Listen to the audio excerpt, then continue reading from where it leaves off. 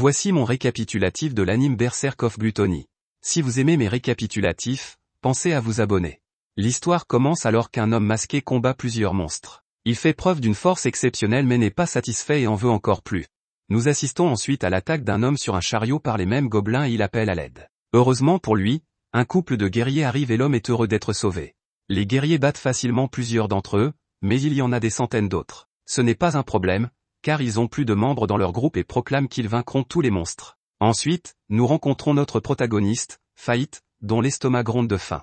La bande de guerriers fait un retour triomphal et Fate les entend parler de leur succès. Fate déclare qu'il ne pourra jamais chasser les gobelins comme eux, car il est complètement inutile et son estomac ne cesse de gronder. Fate explique qu'il met tous ses malheurs sur le compte de son talent inutile, la gourmandise. Il se rappelle qu'il doit être reconnaissant, car au moins il a un travail. Un peu plus tard, tout le monde s'émerveille de voir les 5 chevaliers se frayer un chemin à travers la ville. Il s'agit d'un trio de frères et sœurs Valric.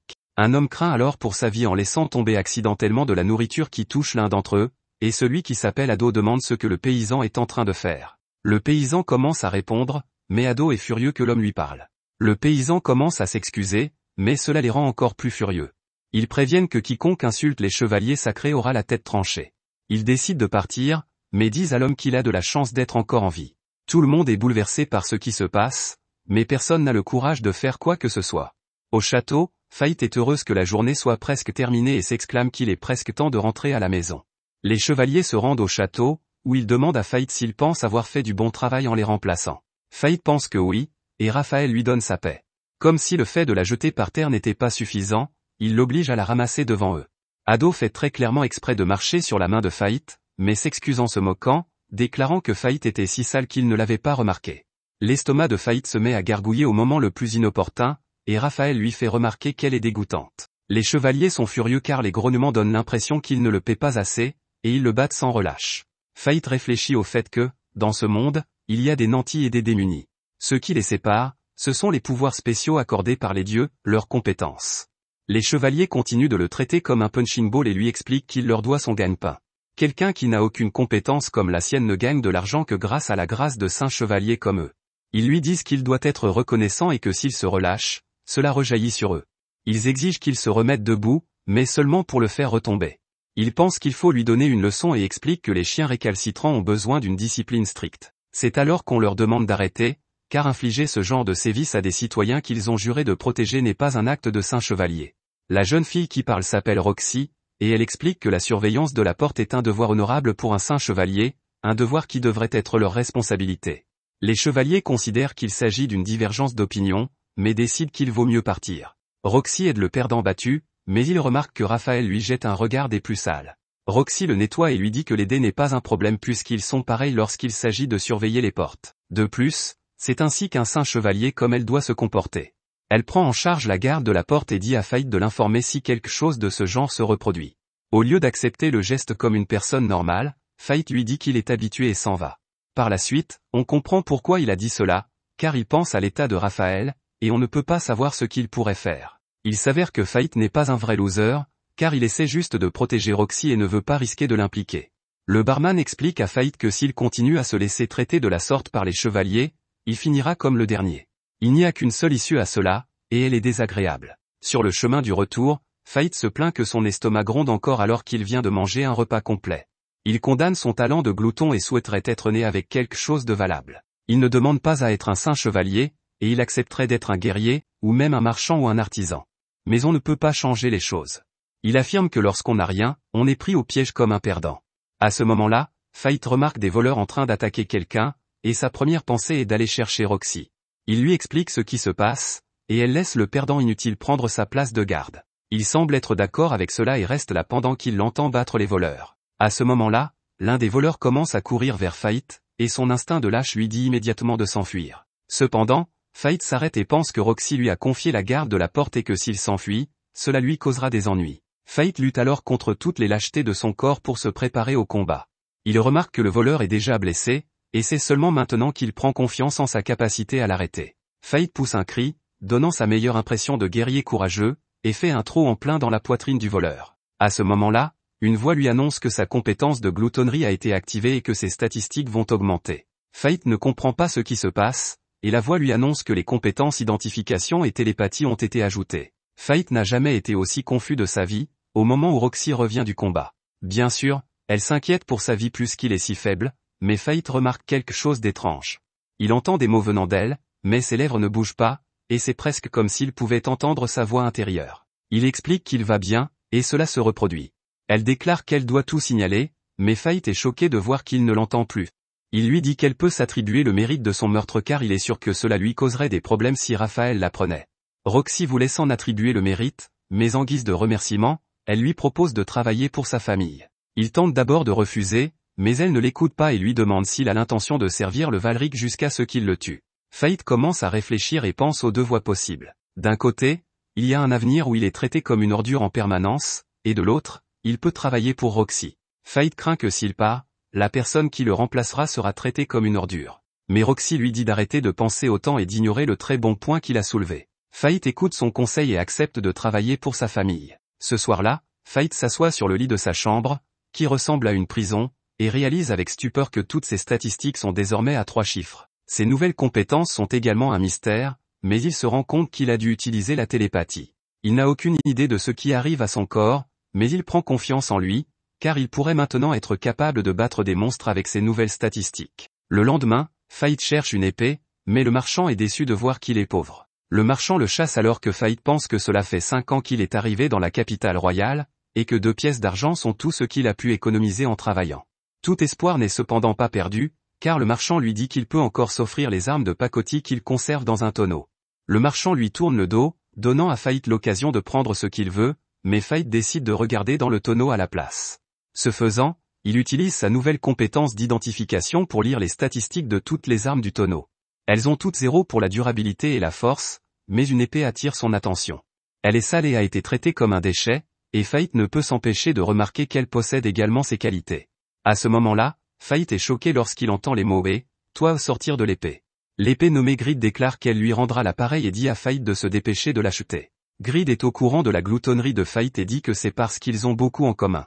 Fait laisse ses 2 seules pièces et prend avec joie sa nouvelle épée parlante. Ailleurs, les Valériques discutent de la façon dont Roxy essaie apparemment d'embaucher Fait chez les Hart sans même leur demander leur avis. La jeune fille, Mémile, veut lui apprendre ce qui se passe lorsque quelqu'un défie la famille Valric, mais Raphaël lui fait remarquer que les bons à rien comme Fait peuvent facilement être remplacés. De plus, les Hart et les Valric font partie des 5 grandes familles qui soutiennent le royaume, et il est inutile de compliquer les choses maintenant. Raphaël se rend au quartier militaire, ce qui pousse Mémile à lui demander ce qu'il compte étudier cette fois-ci. Il la choque en lui disant qu'il va étudier comment devenir immortel. Un peu plus tard, Fait se promène avec son épée parlante, qu'il avertit que quelque chose approche. Un gobelin surgit de nulle part, mais Fait est maintenant capable de le détruire. Ce faisant, il active à nouveau sa compétence de gloutonnerie et ses statistiques augmentent encore. Cette fois, la compétence augmentation de la force a été ajoutée. L'avarice s'amuse alors beaucoup, car Fait est en grande difficulté lorsque des centaines de gobelins apparaissent. Cependant, Fait semble être une toute nouvelle personne alors qu'il tranche plusieurs gobelins. Après chaque élimination, sa compétence de gloutonnerie est activée et il continue. Les mots aux compétences gloutonne activées sont répétés des centaines de fois alors que Fait achève tous les gobelins, et il est choqué de voir que ses statistiques ont augmenté de façon vertigineuse. Grid fait remarquer à Fait qu'il doit être rassasié, et Fait remarque que son estomac n'a pas grogné une seule fois ce jour-là, ce qui n'était jamais arrivé auparavant. Fait est complètement déconcerté, car il avait l'impression que les gens naissaient avec les seules compétences qu'ils auraient jamais. Grid lui fait remarquer que c'est vrai, mais que la compétence de Fait en matière de gloutonnerie le rend différent. Normalement, les statistiques augmentent au fil des batailles et l'expérience d'une personne fait grimper son niveau.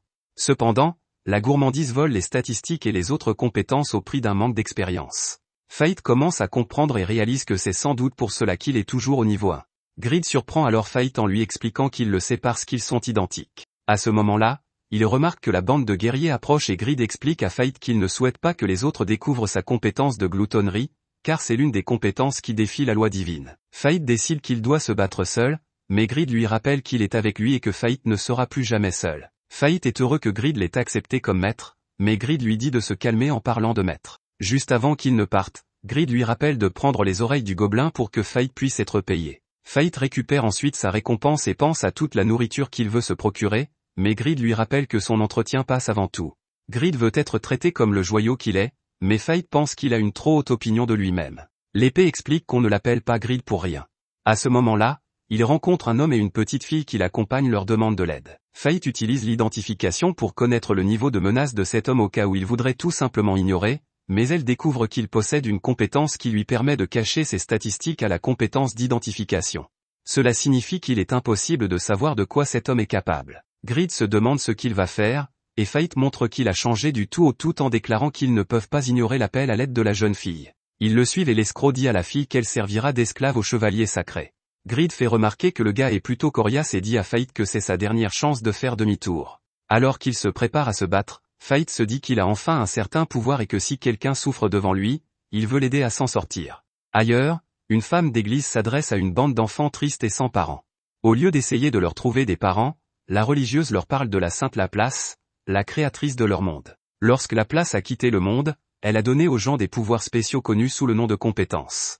Les enfants, qui auraient probablement souhaité qu'elle leur donne des parents, ne peuvent manger que s'ils les remercient, ce qu'ils font.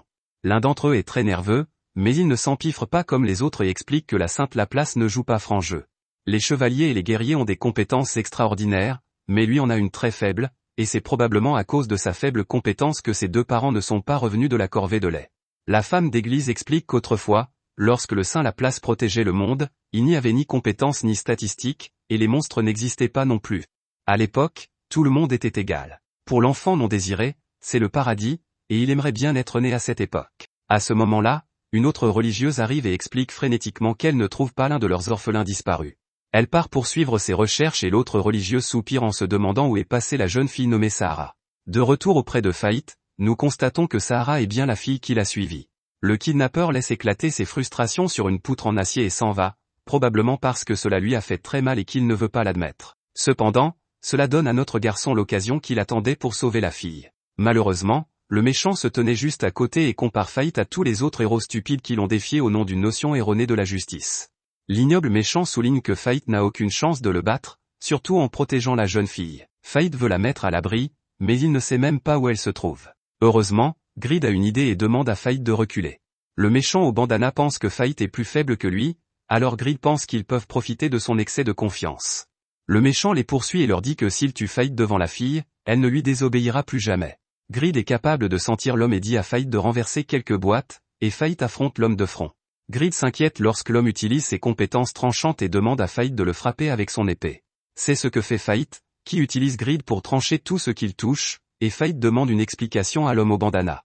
L'homme refuse de dire à Fait quel chevalier sacré l'a chargé de kidnapper la jeune fille, alors Fait a recours à la bonne vieille torture. L'homme ne supporte plus la douleur atroce et révèle qu'il s'agit de Hado. Une scène rapide montre alors à quel point Hado est diabolique, puisqu'il utilise des orphelins pour s'entraîner au tir. Fait réussit à sauver la jeune fille et constate que son estomac gargouille. Elle se présente officiellement et vont chercher de la nourriture. Apparemment, la jeune fille n'a jamais mangé auparavant, car elle essaie de mordre dans un plat qui est manifestement brûlant, et Fait lui rappelle de faire attention. Sahara pleure car il s'avère qu'elle n'a jamais mangé de viande auparavant, alors Fait lui donne la sienne aussi. Plus tard, Fait la ramène à l'orphelinat et est surpris d'être remercié pour la première fois de sa vie. Fait lui explique qu'il a un faible talent, tout comme elle, et que tout ce qu'il fait, c'est d'avoir faim. Même si Fait semblait détester sa propre vie la veille, il pense qu'il s'est transformé en une sorte de coach de vie et donne quelques conseils à Sahara. Il lui dit que peu importe la difficulté des choses, si on arrive à en rire, un jour on trouvera le bonheur. Ces paroles s'avèrent être celles de son père. À l'époque, il ne comprenait pas, mais le fait que son père lui ait dit cela l'a aidé à arriver jusqu'ici. Le gourou du développement personnel déclare que c'est pour cela qu'il veut que Sahara survive aussi, et il s'en va. Un rapide coup d'œil à ses statistiques montre que Fait progresse rapidement, et Grid le félicite d'avoir appris sa première compétence technique, la technique de l'épée à une main, Sharp Edge. Ce n'est pas rien, car les compétences techniques permettent d'obtenir des Tekkar, qui sont en quelque sorte des techniques secrètes. Cette technique spécifique permet à Fait d'attaquer 2 fois en l'espace d'un seul coup. C'est cette technique que l'homme au bandana allait utiliser, et Fait aurait eu de gros problèmes s'il l'avait utilisée. Grid qualifie Fait de héros, mais notre humble protagoniste affirme qu'il n'en est pas un, et que s'il avait été au courant de l'attaque tranchante, il ne s'y serait jamais risqué. Grid souligne que la vérité est que les batailles se résument à la chance du moment. Il n'y a aucune garantie que la personne la plus forte gagne toujours, et Fait se rend compte que la chance a dû être de son côté. Fait se dit qu'il veut devenir plus fort, suffisamment fort pour pouvoir gagner sans avoir de chance. À ce moment-là, Grid lui rappelle que son premier jour de travail chez les Hart est le lendemain, et Fait pousse un cri d'agonie en se rappelant qu'il n'a pas acheté de vêtements. Dans un bar, un homme explique qu'un certain Sir Mason a été terrassé par un dragon divin. On ne sait pas ce qu'il adviendra de la famille Hart, mais il est probable que Roxy lui succède. Malheureusement, Monsieur Mason était celui qui empêchait les chevaliers sacrés de devenir complètement incontrôlables, et le vieil homme n'est pas sûr que même Lady Roxy puisse les garder dans le droit chemin. L'ivrogne demande des nouvelles de Fait, et le barman lui explique qu'il avait l'habitude de passer tous les jours après le travail. Le lendemain, Fait est émerveillée car c'est la première fois qu'elle se rend dans le quartier des chevaliers. Le domaine de la famille Hart est tout aussi étonnant, et Roxy arrive pour l'accueillir. Fait est surpris par son apparition, et elle le complimente sur la qualité de son nettoyage. Une fois cette interaction gênante passée, Roxy les entraîne dans une autre en présentant à Fait son père récemment décédé. Elle lui explique qu'il a été tué il y a 5 jours par un dragon divin à Galia. Fait réfléchit au fait que Galia est un continent dominé par les monstres. L'une des principales missions des chevaliers sacrés est de les contenir. Roxy explique que cette tâche a été confiée à la famille Hart cette année, une tâche dangereuse mais qui n'aurait pas dû être mortelle. Cependant, un dragon divin qui n'avait pas quitté sa tanière depuis plus de 1000 ans a tué toute l'équipe de son père. Fait est incrédule lorsqu'il réalise que Roxy a veillé sur lui ces derniers jours, alors même qu'elle était confrontée à la perte de son père. Elle ne veut pas qu'il soit triste. Elle est maintenant à la tête de la maison et veut qu'ils travaillent ensemble pour en faire un endroit joyeux. Ils vont se serrer la main, mais Fait sait que cela va activer sa télépathie, alors il désigne une personne au hasard. Haru était la servante en chef, et elle demande à Fait de s'assurer qu'il se conduise d'une manière digne d'un serviteur de la famille Hart. Fait accepte, mais semble l'oublier complètement alors qu'il avale de la nourriture comme s'il se préparait à une hibernation dont il n'a parlé à personne. Une semaine plus tard, Fait a travaillé si dur que les autres serviteurs lui demandent de se reposer. Il lui révèle qu'il le trouvait un peu étrange car il le voyait toujours parler à son épée et qu'il tremblait lorsqu'il mangeait de la viande. L'estomac de Fait grogne très fort devant eux, et ils ne peuvent pas le croire puisqu'ils viennent tous de manger. Fait est appelé à rencontrer Roxy, mais son estomac continue de gronder, et même Fait ne comprend pas ce qui se passe. Roxy essaie d'avoir une conversation avec lui, mais Fait ne peut que penser qu'il a étrangement de plus en plus faim. Il craint de ne pas pouvoir se retenir plus longtemps, mais Roxy le tire d'affaire. Il parle de leur père décédé, puisque celui de Fait est mort lui aussi lors d'une chasse aux monstres. Roxy appelle Fait la famille, mais il veut être quelque chose de plus. Avant qu'il ne puisse le lui dire, elle rejette sa demande et, plus surprenant encore, Fait commence à s'évanouir. Plus tard, Fait se réveille dans sa chambre avec un mot de Roxy lui disant de prendre un jour de congé. Fait demande à Grid ce qui lui arrive, car il n'a jamais eu aussi faim et ne tient plus en place. Grid lui révèle qu'une fois que la compétence gloutonnerie a goûté aux âmes, il n'y a plus moyen de l'arrêter. Plus Fait dévore, plus il devient fort, et plus il dévore, plus il veut. Fait est destiné à chercher des âmes à consommer jusqu'à sa mort. Fait se demande ce qui se passera s'il ne le fait pas et est horrifié d'apprendre qu'il mourra de faim ou qu'il perdra le contrôle et commencera à attaquer tous ceux qui se trouveront sur son chemin. Fait n'arrive pas à le croire, car cela le fait passer pour une sorte de monstre. Grid lui donne cependant un conseil, il dit à Fait que lorsque sa faim approchera de sa limite, cela se verra dans ses yeux. Grid répète que la vie de Fait a complètement changé et qu'il n'y a plus de retour en arrière possible. Fait sort et passe devant un groupe de personnes. Notre héros affamé est choqué de constater qu'ils sentent délicieusement bon pour une raison quelconque, et Grid lui explique que c'est parce que son coup de pouce de la faim s'est déclenché. C'est ce que ses yeux rouges indiquent et c'est un pouvoir temporaire qui permet d'utiliser efficacement la compétence gloutonnerie. Pendant cette période, Fait aura une meilleure vision nocturne, pourra suivre ses proies à l'odeur et les proies plus faibles seront terrifiées et paralysées. Cela prend tout son sens lorsqu'ils sortent du royaume et trouvent plusieurs gobelins terrifiés. Notre héros, autrefois innocent et fragile, est devenu une personne complètement différente, et il se livre à un véritable massacre. Une fois le groupe terminé, il se dirige vers la forêt des hobgoblins. Fait poursuit le massacre, mais semble s'énerver en se demandant combien il lui en faudra encore avant d'être libéré de sa faim.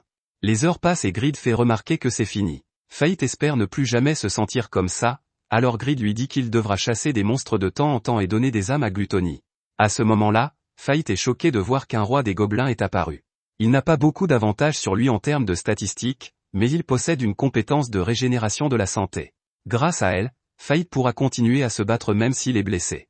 Notre garçon veut absolument profiter de la puissance de Deadpool et se lance à la poursuite du roi des gobelins. Fait est dégoûté car le gobelin dévore un humain, et Grid lui fait froidement remarquer que les humains sont un bon repas pour les monstres. Fait parvient à prendre le dessus sur le troll géant, mais se fige un instant en voyant le corps humain. Le combat se poursuit, mais Grid est frustré de voir que Fait ne fait qu'esquiver. Fait craint d'être attaqué, mais Grid lui dit de lui faire confiance, ce qu'il fait. Ils parviennent à porter le coup de grâce et Fait est heureux de constater que ses statistiques ont encore augmenté.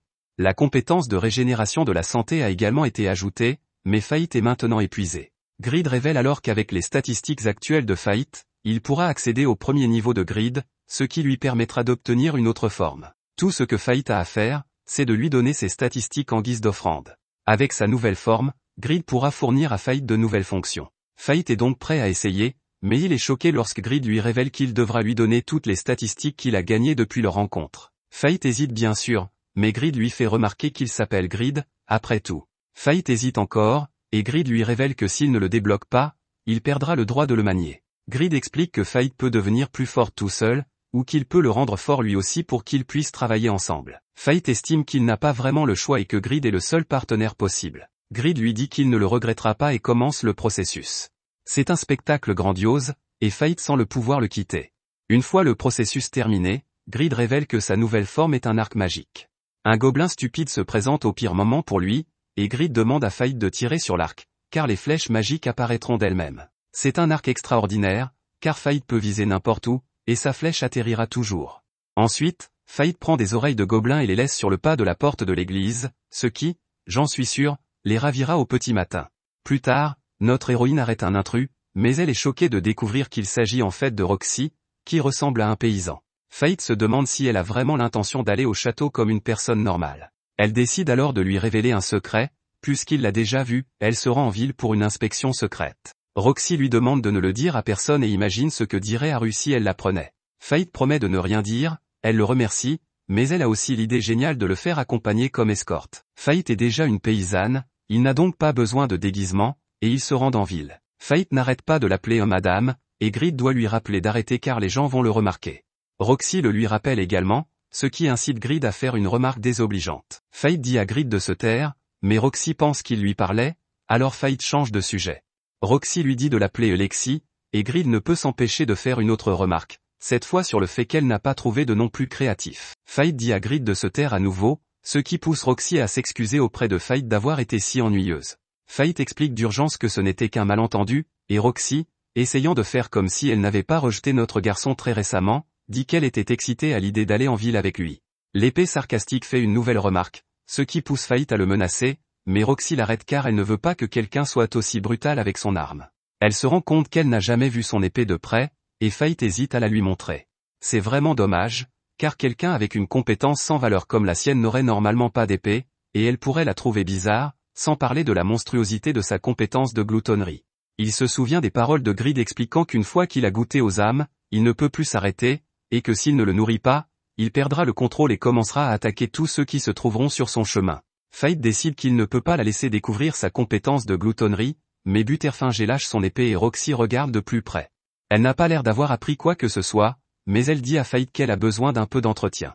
Roxy fait alors des flexions super fortes en proposant de l'emmener plus tard chez le forgeron personnel de la famille Hart. Fate dit à Grid d'être heureux puisqu'il va être réparé, mais Grid reste complètement silencieux. Fate se demande ce qui ne va pas, mais elle est choquée lorsque sa propre épée lui dit de se taire alors qu'il profite de l'instant présent. Grid dit qu'il est toujours au paradis après avoir senti l'odeur de Roxy, alors Fate décide qu'il pourrait bien avoir à se débarrasser de Grid après tout. Ils arrivent enfin à la ville très animée. Roxy trouve des raisins, et le marchand explique qu'ils ont été cueillis dans le vignoble de la famille Hart. Même si c'est son vignoble qu'elle peut manger directement, elle décide d'en goûter un. Fate est stupéfaite par le goût, ce qui pousse Roxy à se vanter que ces raisins ont été cultivés chez elle. La marchande l'entend, et quelques secondes après le début de leur mission, il semble qu'elle ait déjà grillé leur couverture. Cependant, Grid donne une idée à Fate, et notre héros sauve la situation en expliquant que Lexi a un parent qui travaille là-bas. Roxy est impressionnée par sa rapidité d'esprit, mais Grid dit à Fate qu'il lui en doit une. À ce moment-là, la foule s'agite car des chevaliers s'approchent. La foule est surprise de voir un chevalier sain sur le marché et pense que ce genre de choses n'a commencé à se produire qu'après la mort de Sir Mason. Au pire moment, l'estomac de Fate se met à gargouiller, ce qui rend le saint chevalier furieux. Fate ne veut pas provoquer d'agitation et décide de s'excuser. Mais ces excuses ne sont pas suffisantes pour le saint chevalier. Ce chevalier a de sérieux problèmes, car il veut mettre Fate dans l'embarras pour une raison ou une autre. Il essaie de marcher sur Fate, mais Roxy l'en empêche. Le saint chevalier se tourne alors vers la paysanne, mais commence à la reconnaître. La foule pense la même chose et se demande s'il s'agit de Lady Roxy. Grid a l'idée géniale de faire croire à Fate qu'ils sont en couple. Il explique que si elle devient vraiment collante, personne ne pensera qu'il s'agit de Lady Roxy. Notre garçon est choqué d'entendre une idée aussi audacieuse, mais Roxy l'entend la répéter et la trouve géniale. Elle attrape notre héros et ils font semblant de se chamailler parce qu'il n'a pas mangé le petit déjeuner qu'elle lui a préparé. L'interaction incroyablement maladroite semble faire l'affaire, car tout le monde est trop gêné pour dire quoi que ce soit, ce qui permet aux deux hommes de s'enfuir. À ce moment-là, Fait se rend compte qu'il peut entendre les pensées de Roxy, et elle pense qu'elle n'a jamais serré les bras d'un garçon auparavant. Elle pense à la vitesse à laquelle son cœur s'emballe, ce qui fait paniquer notre garçon. Roxy décide qu'ils doivent continuer à avancer, et Fait commence à penser qu'escorter Lady Roxy pourrait être un peu trop difficile pour lui. Quelques instants plus tard, Roxy se nourrit d'un stéréotype en expliquant qu'elle est une fille, et qu'il est donc normal qu'elle s'intéresse à une pierre précieuse absurdement gigantesque. Il y a aussi des minerais qui contiennent ou non des pierres précieuses. Fait utilise l'identifie ou pour tricher et voir s'il y a une gemme dans l'un d'eux, mais Grid lui dit de faire attention car les marchands détestent les gens qui peuvent utiliser l'identifie. Apparemment, Roxy se fiche éperdument de ces stupides minerais, car elle ne cherche que des pierres précieuses. Fait est stupéfaite, car à ce moment-là, Roxy semble être une fille normale, et non un chevalier sacré. Le marchand leur propose une réduction pour que Fait puisse acheter quelque chose pour sa fille, mais il est gêné, et Roxy décide qu'elle n'a de toute façon pas besoin de pierres précieuses. Roxy s'empresse de demander à Fait si elle connaît des guerriers en activité, car elle a des questions à leur poser. Heureusement pour eux, ils entendent des gars parler de tous les gobelins morts qui ont été trouvés récemment. La rumeur veut que ce soit un monstre errant qui ait fait ça. Le problème, c'est que cela n'explique pas comment l'orphelinat des bidonvilles a pu bénéficier d'oreilles de roi gobelin. Malheureusement pour Roxy, ils n'ont pas plus d'informations, alors elle demande à Fait de l'emmener là où les guerriers se rassemblent. Fait se rend compte que c'est en fait l'objet de son inspection, et elle révèle qu'elle enquête sur le monstre errant dont on dit qu'il est apparu dans la capitale ces derniers temps. Fait ne sait plus où donner de la tête, puisqu'il est en fait ce monstre errant, et Grid fait une autre remarque maligne sur l'intérêt de ce rebondissement. Fait se rend au bar où il avait l'habitude d'aller, où le barman ne le reconnaît pas tout de suite. Le barman est surpris de voir que Fait est toujours en vie, mais il est encore plus stupéfait de voir qu'il a maintenant une petite amie. Fait s'inquiète que Roxy soit offensée par les gens qu'il appelle sa petite amie, et Grid lui fait remarquer qu'elle pourrait même faire exécuter Fait pour cela. Je suppose que Roxy a été troublée elle aussi, car elle a complètement détruit une tasse, mais le barman dit que ce n'est pas grave puisque cela arrive tout le temps. Grid dit à Fait qu'elle se sentait probablement gênée en sa présence, ce qui pousse Fait à détruire son gobelet à son tour. Grid dit que c'est bien car c'est un signe qu'il devient plus fort, et le barman dit que ce gobelet était de toute façon sur la fin. Le barman, insouciant, lui raconte alors qu'il a entendu parler d'un guerrier qui se nourrissait de cadavres de gobelins. Ce guerrier est parti à la chasse et a trouvé une montagne de cadavres de gobelins dont les oreilles étaient encore intactes. Roxy fait remarquer que si un guerrier avait fait tout ce travail, il n'aurait pas laissé traîner un tas de cadavres de valeur, et détermine qu'il doit s'agir d'un monstre qui a migré d'une autre région. C'est mauvais pour les affaires, car beaucoup de voyages d'affaires passent par ces plaines gobelines. Si une créature mystérieuse rôde, les gens ne voudront plus s'y rendre. Fait se sent déprimé, sachant qu'il est responsable, mais il est distrait lorsque son vieil ami arrive, effrayé par le fantôme de Fait. Le vieil homme révèle une théorie populaire selon laquelle le monstre errant est une liche. C'est très inquiétant, et c'est pourquoi les chevaliers sacrés vont prendre des mesures directes pour s'en occuper. Grid est inquiet d'apprendre que les chevaliers sacrés vont intervenir, car il vient de drainer toutes les statistiques de Fait, et Fait serait détruite par eux. Le vieil homme veut savoir pourquoi la jeune fille est si curieuse, mais elle n'est pas assez intelligente pour trouver une bonne réponse. Fait ne peut pas non plus l'aider, car il est trop occupé à penser à l'horreur que cela représenterait si Roxy rejoignait la chasse et le voyait faire son truc de glouton. C'est alors qu'arrivent des guerriers itinérants qui demandent à boire et à ce que Roxy se joigne à eux pour s'amuser. Notre garçon entre en action, mais Roxy montre qu'elle peut gérer ses affaires facilement. Les guerriers estiment que seul un chevalier sacré peut avoir autant de pouvoir, et Roxy ne le nie finalement pas. Le barman le savait depuis le début, mais les stupides guerriers sont stupéfaits de réaliser qu'il s'agit de Roxy de la famille Hart, l'une des 5 familles qui soutiennent le roi. Ils s'excusent abondamment, allant même jusqu'à lui donner tout leur argent. Roxy, bien sûr, refuse et exprime sa honte de voir que les gens que les chevaliers ont juré de protéger les considèrent comme des objets de peur. Son père rêvait d'un monde où les saints chevaliers et les humbles paysans pourraient rire ensemble. C'est un rêve qu'elle partage avec lui. Il commence à s'entendre et Fait pense que jusqu'à ce que ses rêves se réalisent, il la suivra. Un peu plus tard, Grid apprécie un peu trop d'être réparé, mais nous voyons que cela a très bien fonctionné, car il se sent comme une toute nouvelle épée. Ensuite, Roxy explique qu'elle n'était pas au courant de la chasse parce qu'elle est menée par la famille Valric, et qu'ils ne l'ont tout simplement pas informée. C'est à ce moment-là qu'ils apprennent que Ado a fait du mal à quelqu'un. Les Valric expliquent qu'ils prennent simplement un enfant perdu sous leur protection. Fait relâche le garçon, car cela ne ressemble pas à une protection pour eux, et Roxy dit aux Valric qu'ils s'occuperont du garçon. Cependant, elle demande à Raphaël pourquoi elle n'a pas été informée de la chasse aux monstres errants. Il lui explique qu'il pensait qu'elle serait trop occupée à pleurer son père disparu, mais elle lui fait remarquer qu'elle va très bien. Les Valric décident de partir, mais Ado, l'abruti, dit à Fait qu'il devrait se contenter d'agir comme une ordure. Mais Fait ne cède pas et Raphaël doit dire à Ado de laisser tomber.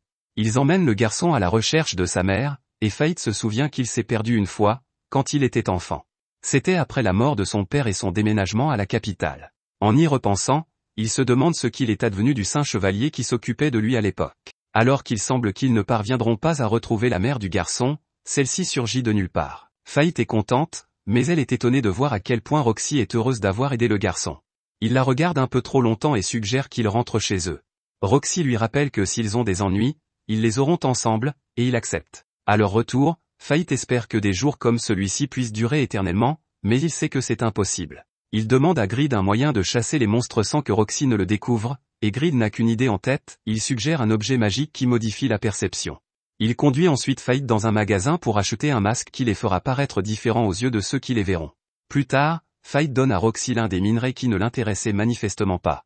Il la remercie de lui avoir donné un travail qui lui a permis de se faire des amis qu'il considère désormais comme sa famille. Fait s'excuse de ne pas avoir pu lui donner la gemme qu'elle cherchait, mais Roxy explique qu'elle est en fait très contente de ce qu'il lui a donné. Cette femme puissante ouvre la pierre à main nue, et Fait souligne l'utilité de sa compétence l'identifier, car il y a de jolies choses brillantes à l'intérieur. Roxy promet de le chérir à jamais et se demande ce qu'elle va donner à Fait en échange. Elle pense à un an de viande ou à une pierre à aiguiser l'épée, mais Fait répond que rien de tout cela n'est nécessaire. Cependant, Grid lui dit de se taire et d'accepter cette pierre à aiguiser puisqu'il a besoin qu'on s'occupe de lui. Cela semble être une autre fin heureuse. Cependant, nous voyons que Raphaël, à l'air menaçant, a réuni d'autres chevaliers pour discuter de leur excursion à Gallia. Quelque temps plus tard, un groupe d'aventuriers est choqué de découvrir que la liche a encore eu raison d'eux, car tous les monstres d'une certaine zone ont été éliminés. Le choc se transforme rapidement en une peur panique lorsque ces pauvres idiots réalisent que la liche, qu'ils appellent désormais Corpse, se trouve juste devant eux. Ils courent changer de sous-vêtements et Fait se dit qu'il aime bien son nouveau surnom, Corpse. Grid demande s'il a fini sa journée, mais ce n'est pas le cas. Fait explique qu'il veut augmenter ses statistiques au maximum avant que les chevaliers sacrés ne s'en prennent à lui. Le lendemain, Fait semble sur le point de s'évanouir à cause du stress causé par les manigances de sa double vie. Roxy l'interrompt alors qu'il est en plein travail pour lui dire qu'elle a une mission secrète à lui confier. En chemin, Roxy lui montre les terres de sa famille, et ce type pense que sa grande mission secrète sera de récolter du raisin. Elle lui explique qu'elle voulait juste lui montrer leur vignoble car il avait aimé les raisins la fois précédente. Lorsqu'ils arrivent à destination, Roxy s'inquiète de la santé de sa mère, mais celle-ci explique qu'elle se sent mieux que d'habitude. Roxy présente son garçon non pas comme son nouvel ami ou le type qui vient d'acheter son cadeau le plus cher, mais comme un serviteur qu'elle a engagé et qu'elle a amené pour le présenter à tout le monde. Ils se saluent et nous apprenons que la mère de Roxy s'appelle Esha. Fait est heureuse de voir qu'elle est en fait très gentille, mais elle est choquée lorsqu'elle l'appelle pour lui demander s'il aime sa fille. Il n'arrive pas à croire qu'elle puisse poser cette question, mais Esha précise qu'elle voulait dire qu'il l'aimait bien en tant que patronne. Notre garçon Fait se surpasse alors en déclarant qu'il tient beaucoup à Roxy et que, si on le lui permettait, il aimerait la servir jusqu'à la fin de sa vie.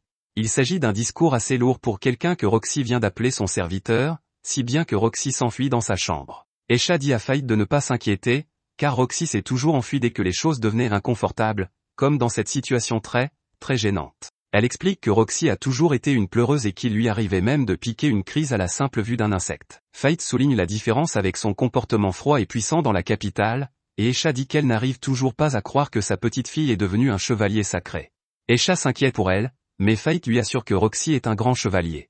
Il lui dit que les gens ont confiance en elle et qu'elle ne peut qu'être fière. Nous voyons ensuite Roxy dans sa chambre avec une poupée effrayante, et elle se souvient de son père. Il était fier qu'elle devienne chevalier et elle lui a dit qu'elle voulait être le même chevalier que lui. Cependant, elle se rend compte qu'elle n'a pas encore tenu sa promesse et pose honteusement la figurine imprimée en 3D à son effigie.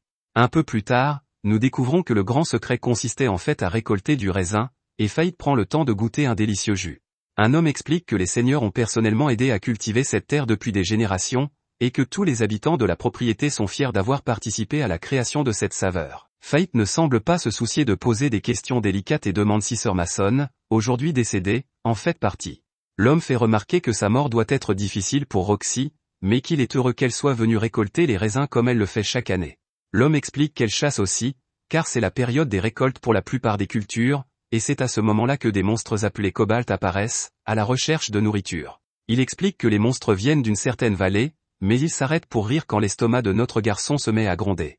Fait rit à l'extérieur mais sait que quelque chose de dangereux est en train de se produire. Grid explique qu'après tous ces gobelins, Il n'est pas surpris car la capacité de gloutonnerie de Fait se nourrit d'âmes différentes. Ensuite, Roxy renvoie Fait chez elle avant elle, car elle a quelque chose à faire. Sur le chemin du retour, Fait voit une fille avec une arme très dangereuse. Cette fille l'arrête et Fait est choqué de voir qu'elle a les mêmes yeux que lui. Il essaie de vérifier ses statistiques, mais en vain. La fille le regarde bien et dit étrangement qu'elle semble être en avance. Fait essaie de comprendre de quoi parle cette fille, mais elle lui dit simplement qu'elle était venue pour les cobalts, mais que maintenant il peut les avoir. Elle déclare qu'il lui en doit un et lui dit qu'ils se reverront. Grid dit qu'il n'a aucune idée de qui c'était, mais Fait ne le croit pas. Fait fait remarquer que Grid dit toujours quelque chose sans qu'il le demande, mais pour une raison étrange, Grid est terriblement silencieux en ce moment. Grid dit qu'il ne ment pas et explique qu'il y a des choses que même lui, dans toute sa grandeur, ne sait pas. Roxy arrive et s'étonne que la jeune fille aux cheveux blancs soit une Gallienne. Fait lui fait remarquer que Gallia a été détruite. Le professeur Roxy nous donne alors une petite leçon d'histoire en expliquant qu'il y a 4000 ans, Gallia était une grande puissance militaire, mais que des monstres ont provoqué l'effondrement de leur nation et la mort de la plupart de leurs habitants. Cette fille est manifestement une survivante, et Roxy s'étonne de n'avoir jamais vu une Gallienne de sang aussi pur. Elle commence à rentrer chez elle, et Fait se demande si Roxy pourra chasser les monstres toute seule. Roxy explique à Fait, trop inquiète, qu'elle ne sera pas seule car les guerriers qui travaillent là-bas seront avec elle. De plus, elle est un chevalier sacré, donc elle est certaine que tout ira bien. Butterfinger fait cependant tomber les raisins, et les deux amis rigolent bien. Le lendemain, les fermiers découvrent que les monstres se sont bien amusés dans le vignoble. Quelques instants plus tard, tout le monde se cache et se prépare à se venger du cobalt. Cependant, ils sont tous choqués de voir apparaître un monstre inconnu. Fait est bien plus affamé que choqué, et Grid sait que Fait doit avoir l'eau à la bouche. Le fait d'avoir l'eau à la bouche à la simple vue du monstre est un gros problème, car cela signifie que le temps est compté. Fait se rend compte qu'il est presque en état de famine et panique car il ne peut pas laisser Roxy le voir dans cet état. Il vérifie les statistiques du monstre et découvre qu'il est d'un niveau incroyable de 50, et qu'il s'appelle le porteur de lamentation. C'est aussi une bête couronnée, un monstre puissant né de l'agression accumulée sur une longue période. Grid dit qu'il n'a rien à voir avec les monstres habituels, et que c'est vraiment une mauvaise nouvelle. Il retourne au village où tout le monde panique, persuadé de n'avoir aucune chance face au monstre. Cependant, Roxy montre ses talents d'oratrice en calmant tout le monde et en leur assurant qu'elle tuera la puissante bête. Elle demande aux guerriers de se préparer au combat, mais Grid dit à Fait qu'ils n'ont aucune chance. On dit à Roxy que les guerriers ont besoin de temps pour se préparer et ils décident d'attendre demain pour se battre. Grid veut savoir quel est le plan, et Fait pense qu'un monstre de niveau 50 est trop fort pour lui en ce moment. Cependant, il ne peut pas ignorer les gens qui ont besoin de son aide, ni ce qui se passe sur les terres de Hart. Plus important encore, il ne peut pas laisser Roxy mourir, et il dit à Grid de se préparer au combat. Plus tard dans la nuit, Fait se rend dans la forêt et Grid se moque de lui parce qu'il joue toujours au héros. Il regarde les monstres se promener et Grid explique qu'il y a plusieurs guerriers cobalt autour de la bête couronnée. Grid demande à Fait quel est son plan, et il lui répond simplement qu'il va se battre comme un glouton. Il transforme Grid en arc et commence à tuer les monstres. Les stupides monstres n'ont aucune idée de ce qui se passe, et nous voyons que la compétence de gloutonnerie de Fait est activée après chaque élimination. Fait tire une flèche sur la bête couronnée, et cette chose folle utilise un de ses soldats comme bouclier. Fait reprend son épée et l'utilise pour combler l'écart en tuant plusieurs monstres. Sa compétence de gloutonnerie a été activée à plusieurs reprises et il constate que ses statistiques ont beaucoup augmenté. Mais ce n'est pas suffisant pour le satisfaire, alors il reprend son arc et tire une flèche. Il est persuadé que cela mettra fin au combat, mais il se trompe et la bête couronnée s'empare de sa flèche. Grid décide que Fait devra se contenter de la combattre de près, mais ils sont choqués lorsque la bête couronnée prépare un coup appelé Ruinous Strike, frappe ruineuse. Grid explique qu'il peut pénétrer l'armure pour briser les os et pulvériser les organes. Ils reculent alors qu'ils doivent esquiver une autre attaque, mais l'onde de choc les atteint tout de même. L'attaque envoie Fait dans une rivière où Grid l'appelle désespérément pour qu'il se réveille. Un soldat du cobalt s'approche pour une dernière attaque, mais ses bras sont tranchés, et nous découvrons que Fait faisait juste semblant d'être inconscient. Fait se bat contre un autre cobalt mais le vainc facilement, activant une fois de plus sa compétence de gloutonnerie. Grid explique que Fait devrait pouvoir utiliser son arc caché de premier niveau maintenant. Cela lui coûtera 10% de ses statistiques actuelles, mais lui permettra de mettre rapidement fin au combat. Fait accepte, et la transformation de l'arc de Grid est considérablement améliorée. Fait tire un coup puissant, et la bête couronnée tente de le contrer, mais c'est peine perdue, et elle est vaincue. Fait pense que le tir était peut-être un peu exagéré, et sa compétence de gloutonnerie est à nouveau activée. Cependant, Fait souffre atrocement. Il ne comprend pas pourquoi, et Grid lui explique qu'il s'est surchargé en dévorant pour la première fois une âme de qualité supérieure. Grid lui dit désespérément de se retenir car s'il ne le fait pas, ce sera encore pire que son état de famine. Fait fait de son mieux pour lutter, mais la douleur est insupportable. Le lendemain, Les guerriers arrivent pour découvrir les traces du massacre et se demandent s'il a été fait par des flèches magiques. Roxy est également présente et se demande qui a pu causer ces dégâts considérables. Le lendemain, Faith va bien et Roxy raconte à sa mère ce qu'elles ont vu. Roxy se souvient qu'elle a vu la fille Galia l'autre jour et pense que c'est peut-être elle qui a éliminé les monstres. Faith soupire de soulagement et se réjouit de ne pas être suspectée. Roxy est prête à retourner à la capitale, et sa mère pense à la joie de Roxy lorsqu'elle parle à Faith. Plus tard, Esha demande à Faith de rester aux côtés de sa fille pour la soutenir, mais nous savons déjà que Faith est un saint et qu'il allait le faire de toute façon. Elle explique qu'elle n'a pas besoin qu'il devienne un chevalier saint ou quoi que ce soit d'autre, car ce qui est le plus précieux chez lui, c'est son désir d'aider Roxy. Elle insulte ensuite Faith en se comparant à lui. Elle dit qu'elle n'a jamais eu de compétences à proprement parler, mais qu'elle a quand même réussi à subvenir aux besoins de son mari. Il ne lui reste plus beaucoup de temps, c'est pourquoi elle veut que Faith soutienne Roxy à sa place, et elle lui dit de prendre son temps pour y réfléchir, ce qu'il fait. Sur le chemin du retour, il se demande s'il est digne d'une telle chose puisqu'il cache un si grand secret au monde entier. Ce soir-là, Faith est choqué de voir que son œil est toujours rouge et qu'il ressent une faim incontrôlable alors qu'il vient de massacrer un tas de gobelins. Grid lui explique que les gobelins ne peuvent plus satisfaire sa faim monstrueuse, mais Faith lui fait remarquer qu'il n'y a pas de monstre plus fort dans les environs. Il ne lui reste plus beaucoup de temps pour trouver quelque chose qui puisse satisfaire sa faim grandissante, et Grid lui dit qu'il doit décider de ce qui va suivre. Un peu plus tard, Faith est assis au bar, cachant son œil rouge, et il décide qu'il n'est pas digne d'être aux côtés de Roxy. Le vieil homme qui raconte des ragots entre et dit que Ado va rejoindre la chasse, et Faith est choqué d'entendre cela. Il est clair que Ado est détesté, car le vieil homme souhaite qu'on l'envoie plutôt à Galia pour qu'il devienne de la nourriture pour monstres. Le barman dit que les gens comme Ado restent généralement là où c'est le plus sûr, et qu'une autre pauvre âme va se retrouver dans l'expédition de Galia. Cela choque Faith, qui n'arrive pas à croire qu'il prévoit déjà une autre expédition si peu de temps après la mort de Monsieur Mason. Les autres sont également bouleversés, et le vieil homme espère simplement que le pire des scénarios ne se réalisera pas. Malheureusement, il se réalise puisque nous voyons que les chevaliers sacrés se sont réunis et qu'ils ont choisi le remplaçant de Ado pour l'expédition de Galia. Ensuite, à la capitale, Roxy annonce à son père qu'elle a été affectée à l'expédition de Galia. Mais Faith arrive et la supplie de ne pas y aller. Si elle part maintenant, elle risque de ne jamais revenir. Mais il est trop tard, Roxy a décidé de partir et il ne peut rien y faire. Faith ne peut que la regarder partir et pense à ce que le vieil homme a encore dit. Il a dit que la famille Hart était une nuisance pour les Valric et les autres chevaliers sacrés. La rumeur dit que ce sont eux qui ont organisé l'expédition à Galia. Nous voyons ensuite que les Valric se réjouissent d'être bientôt débarrassés de cette nuisance. Les deux autres frères et sœurs laissent à Ado le soin de s'occuper du reste, et tous deux partent pour un endroit appelé Tamberne. Ado veut que Raphaël lui révèle son grand secret concernant l'immortalité. Mais Raphaël se contente de lui dire qu'il compte sur Ado pour s'occuper de la liche. Ce soir-là, Faith se dit qu'il ne peut pas annuler les ordres officiels et qu'il ne peut pas arrêter Roxy. Cependant, il ne laissera pas les chevaliers sacrés traiter les gens comme des ordures et causer plus de souffrance. Nous découvrons alors avec stupeur que Faith a décidé de satisfaire sa faim, alors qu'il attendait Ado. Ado est heureux de rencontrer enfin Corpse, et Faith se tourne vers lui avec son œil rougeoyant. Ado fait attaquer ces hommes très impatients en premier, mais Faith est tellement plus puissant que qu'ils n'ont même pas l'air de bouger face à lui. Faith détruit alors complètement ces clochards sous le regard choqué d'Ado. Faith se tourne vers les leftovers avec des intentions meurtrières, et le reste du groupe d'Ado prend ses jambes à son cou. Ado est manifestement terrifié, mais il fait tout de même bonne figure en affirmant qu'il ne laissera pas Corpse se moquer de lui. Il qualifie Corpse de monstre et jure de ne pas le laisser s'en tirer comme il l'a fait. Faith retire alors son masque pour révéler sa véritable identité, et Ado est abasourdi, se demandant comment une ordure comme lui peut être aussi puissante.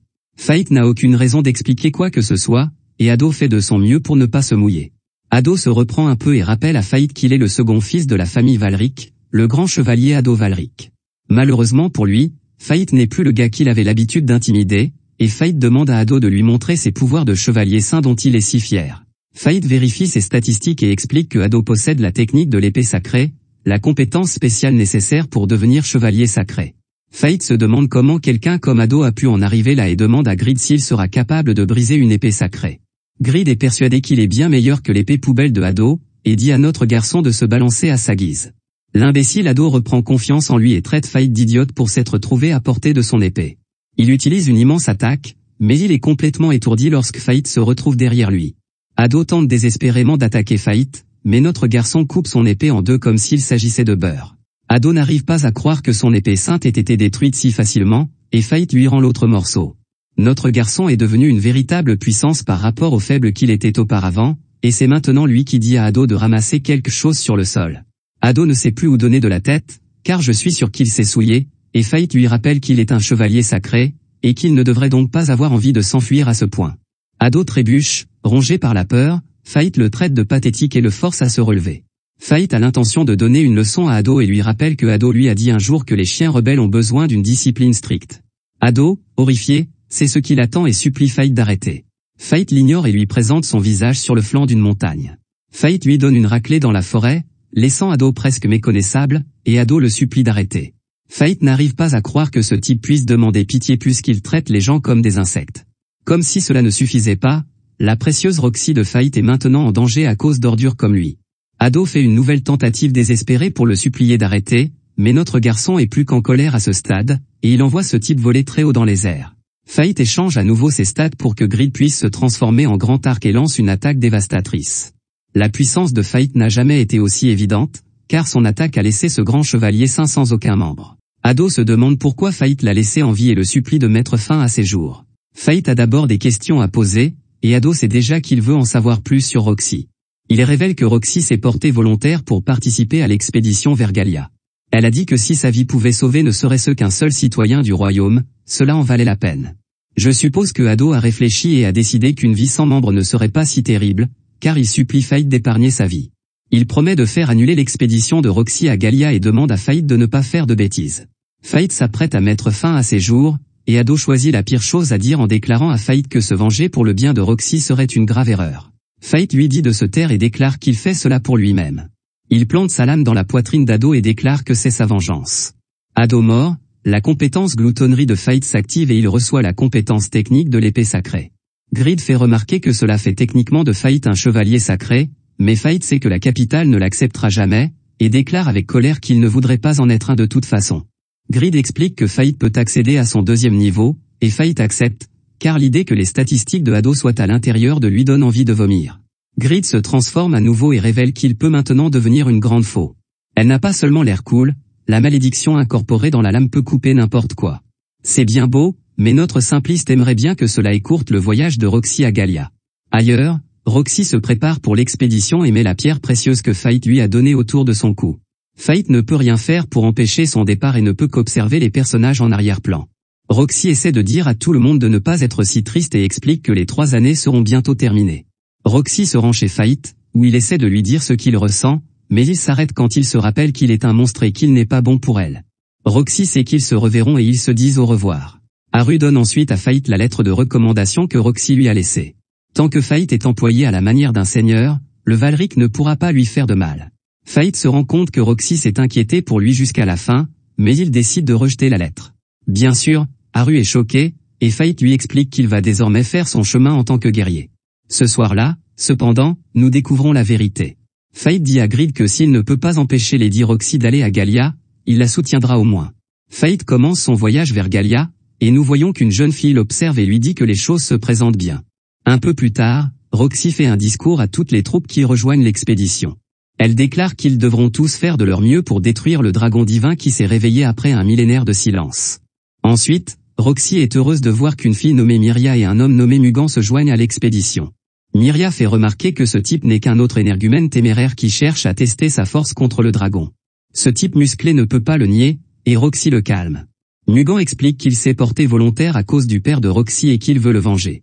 Roxy se demande si sa famille s'oppose à ce qu'il aille à Galia, mais il explique que sa fille, Rin, s'en moque éperdument, et qu'elle veut juste qu'il ramène des reliques de Galia. Les deux hommes recommencent à se chamailler, et Roxy rit bien, car ils deviennent tous amis. Ailleurs, nous apprenons que Rin, la fille de Mugan, est chercheuse et qu'elle se trouve dans un laboratoire rempli de morceaux de corps de gobelins. On lui dit que certains d'entre eux proviennent des attaques de la liche appelée Corpse, et on lui fait remarquer que les blessures causées par les flèches ne sont pas normales du tout. Elle découvre qu'il s'agit des flèches magiques de l'épée noire, l'une des armes du péché mortel. Les armes du péché mortel sont faites d'un matériau capable de manipuler la puissance magique à un haut niveau. On ne sait pas grand-chose sur ces armes, mais Rin est certain que si elles peuvent contrôler la puissance magique, elles élargissent le spectre des possibilités de compétences. Leur détenteur serait extrêmement dangereux, mais elle aimerait beaucoup voir l'une de ces armes. Fate arrive à Tetra, la plaque tournante du transport maritime en direction de la capitale royale, une ville de marchands où sont rassemblées les meilleures marchandises du sud. Grid est surpris d'apprendre que Fate y est déjà venu. Fate lui répond qu'il n'a fait que passer, mais notre mémoire montre qu'il a été frappé par des pierres. Fahit apprend alors que la calèche ne partira pour Galia que le lendemain, et alors qu'il s'en va, Grid fait une nouvelle fois une remarque maligne à propos de Roxy. Fahit lui dit de se taire et doit s'excuser auprès du cocher qui croit qu'il lui parlait. Fahit décide d'aller manger de la viande, et nous voyons qu'un type demande de l'aide à un groupe de guerriers. L'argent qu'il offre pour leur aide n'est pas suffisant, alors ces abrutis malmènent le pauvre homme. Fahit arrive et se débarrasse facilement de ces types en enchaînant son vieil ami Seto. Un coup d'œil dans le passé montre que Fahit vivait là, et que ses grognements d'estomac constants lui valaient toujours des coups de bâton. Nous voyons également que Fahit était très proche de son père, qui était un guerrier. Cependant, le père de Fahit a fini par mourir. Les autres villageois ont fait remarquer que le père de Fahit, nommé Din, possédait la technique de la lance, et le chef du village l'a donc gardé auprès de lui. Cependant, la compétence de Fahit étant inutile, personne ne voulait s'occuper de lui. Ces bâtards au cœur froid décidèrent qu'il valait mieux le chasser du village en le traitant d'ordure sans valeur. Ils étaient loin de se douter que traiter un enfant comme une ordure quelques instants après la mort de son père serait l'histoire parfaite de l'origine d'un méchant. Heureusement pour Seto, Fahit n'est pas un méchant, car Fahit est maintenant la personne à qui il doit demander d'aider son village. Fahit n'est manifestement pas ému par les larmes de ce type, et explique que Seto est le fils du chef du village qui l'a exilé. Grid pousse Fahit à l'aider, mais seulement parce que sa compétence glutonie a besoin d'être nourrie, et que les monstres qui attaquent le village de ce type seraient parfaits. Fahit accepte d'aider et réfléchit au fait que même s'il en veut toujours aux gens, il a gardé des souvenirs de son père. Ils arrivent au village, mais le chef du village est déçu de voir que son fils a ramené le faible inutile qu'il avait exilé. Seto tente de prouver la force de Fahit après l'avoir vu vaincre facilement les guerriers, mais le chef ne veut rien entendre et décide qu'ils n'auront qu'à trouver les guerriers le lendemain. Le laquais du chef fait remarquer que des cris ont été entendus dans une forêt voisine, que les monstres se rapprochent et qu'ils n'ont plus beaucoup de temps, de sorte que le chef décide de sacrifier Fahit pour gagner du temps. Fahit en a assez des insultes de cet imbécile, mais Seto le supplie de se calmer. Dans la maison de Seto, Fahit apprend que la femme de Seto a été tuée par les monstres. Seto regrette d'avoir grandi en pensant que son père avait toujours raison, et explique qu'il n'a commencé à se ressaisir qu'à la naissance de sa fille. Seto explique ensuite que les monstres sont apparus il y a environ un mois. Les témoins disent qu'il y en a plusieurs et qu'ils peuvent apparemment voler. Ils n'ont rien à voir avec les monstres que le village a dû affronter auparavant, c'est pourquoi ils ont décidé d'engager des guerriers. À ce moment-là, l'estomac de Fahit gronde bruyamment et Seto va lui chercher de la nourriture. Fahit demande à Grid s'il a une idée de ce à quoi ils ont affaire, et il suppose qu'il s'agit probablement de gargouilles. Les gargouilles sont assez intelligentes, elles commencent par faire des attaques pour voir comment les humains réagissent, et quand le moment est venu, toute la meute attaque en SM. La fille de Seto se présente et donne à Fahit un bonbon pour calmer son estomac. Il décide de jouer un peu, et cet enfant montre qu'elle pourrait bien être la patronne finale en battant facilement son garçon au bras de fer. Fahit commence alors à manger les aliments que Seto lui a apportés, mais il est choqué lorsqu'il se sent soudainement fatigué et s'évanouit. Seto est également surpris, et la petite fille lui explique qu'elle lui a juste donné des bonbons que son grand-père lui avait offerts. Cette petite fille stupide n'a aucune idée de ce qu'elle vient de faire, et Seto commence à comprendre que son père était vraiment sérieux au sujet du sacrifice de Fahit. Grid utilise toutes ces informations pour déduire que les bonbons étaient empoisonnés, et Seto tente de réveiller Fahit. Mais il n'en a pas le temps, car il entend des cris tout près et découvre que les monstres sont parvenus jusqu'au village. Les monstres ne perdent pas de temps et commencent immédiatement à terroriser le village, tandis que Grid tente de réveiller Fahit. Il abandonne instantanément lorsqu'il se rend compte que c'est inutile, Fahit ayant été drogué. Le village est rapidement mis en pièces, et nous voyons le père de Seto courir dans les rues. Il appelle Fahit, mais seulement pour qu'il puisse l'utiliser comme sacrifice. Il finit par rencontrer son propre destin en se faisant dévorer par un monstre. Heureusement, Seto réussit à fabriquer un antidote et réveille Fahit. Fahit n'a aucune idée de l'endroit où il se trouve, mais Seto l'informe et s'excuse pour les actions stupides de son père. Fahit se rend à l'extérieur, où il voit une scène cauchemardesque avec des monstres qui sèment le chaos partout. Ils sont attaqués et Grid leur fait remarquer qu'ils auront beaucoup de mal si les monstres continuent à leur tirer dessus d'en haut.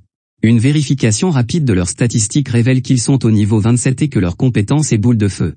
Grid est certain qu'ils n'ont aucune chance dans l'état actuel des choses, alors il demande à Fahit de le transformer en faux.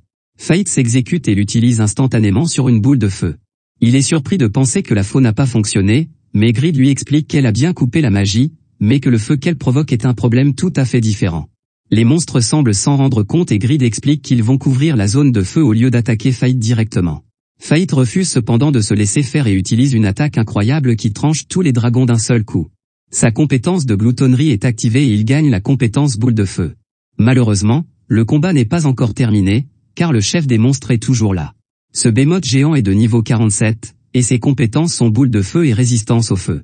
Grid, toujours aussi utile, lui fait remarquer que le monstre géant va se rapprocher de lui pour le frapper avec sa boule de feu, et que c'est sa meilleure chance de l'abattre.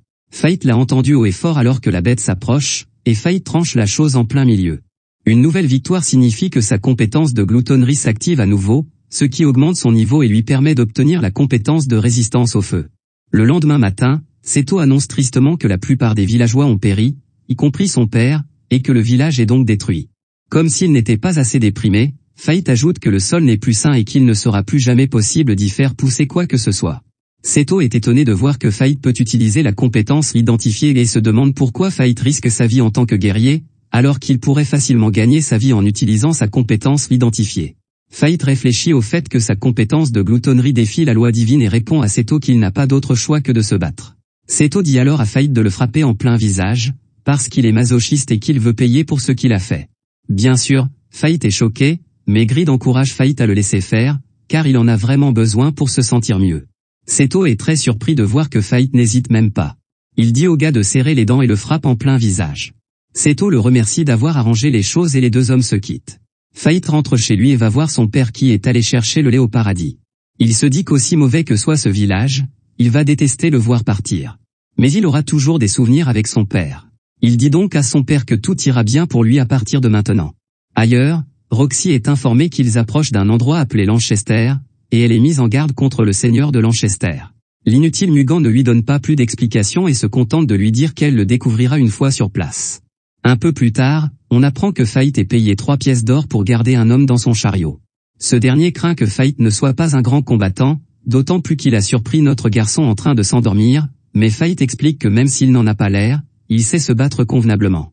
Cela pourrait bientôt être mis à l'épreuve, car un groupe arrête la calèche pour expliquer que la route est fermée. Ces abrutis disent à l'homme de laisser tout ce qui a de la valeur derrière lui s'il veut vivre, mais Fate se révèle. Grid fait remarquer de façon hilarante que Fate aurait dû demander plus d'argent, et Fate fait remarquer que son épée Greedy porte bien son nom. Le charretier semble avoir perdu la tête et supplie Fate de le sauver car il a une femme et des enfants et il doit ramener le lait à la maison. Les bandits y voient un signe de faiblesse et s'apprêtent à le piller, mais une attaque aléatoire le fait voler en l'air. Grid dit qu'il ne connaît qu'une seule personne capable d'effectuer une attaque aussi puissante, et nous voyons qu'il s'agit de la fille de l'autre jour. Elle dit à Fate qu'il lui doit le cobalt qu'elle lui a laissé, et lui demande s'ils peuvent la raccompagner. Cette fille finit par faire basculer tout le carrosse à la seconde où elle y monte, et elle doit dire à son arme incroyablement lourde, appelée paresse, de revenir à la normale. La jeune fille sait étonnamment que Fate possède la compétence de gourmandise, puisqu'elle l'appelle Fate de la gourmandise et révèle qu'elle le sait parce qu'elle possède aussi la compétence du péché mortel. Elle s'étonne que Fate ne connaisse pas les compétences de péché mortel, et Grid commence à siffler quand elle dit que Grid aurait dû le lui dire.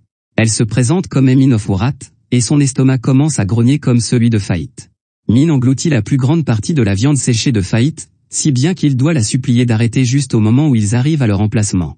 En ville, un homme sauve une fille d'une bête terrifiante, et il se présente comme Rudolph, le seigneur de Lanchester.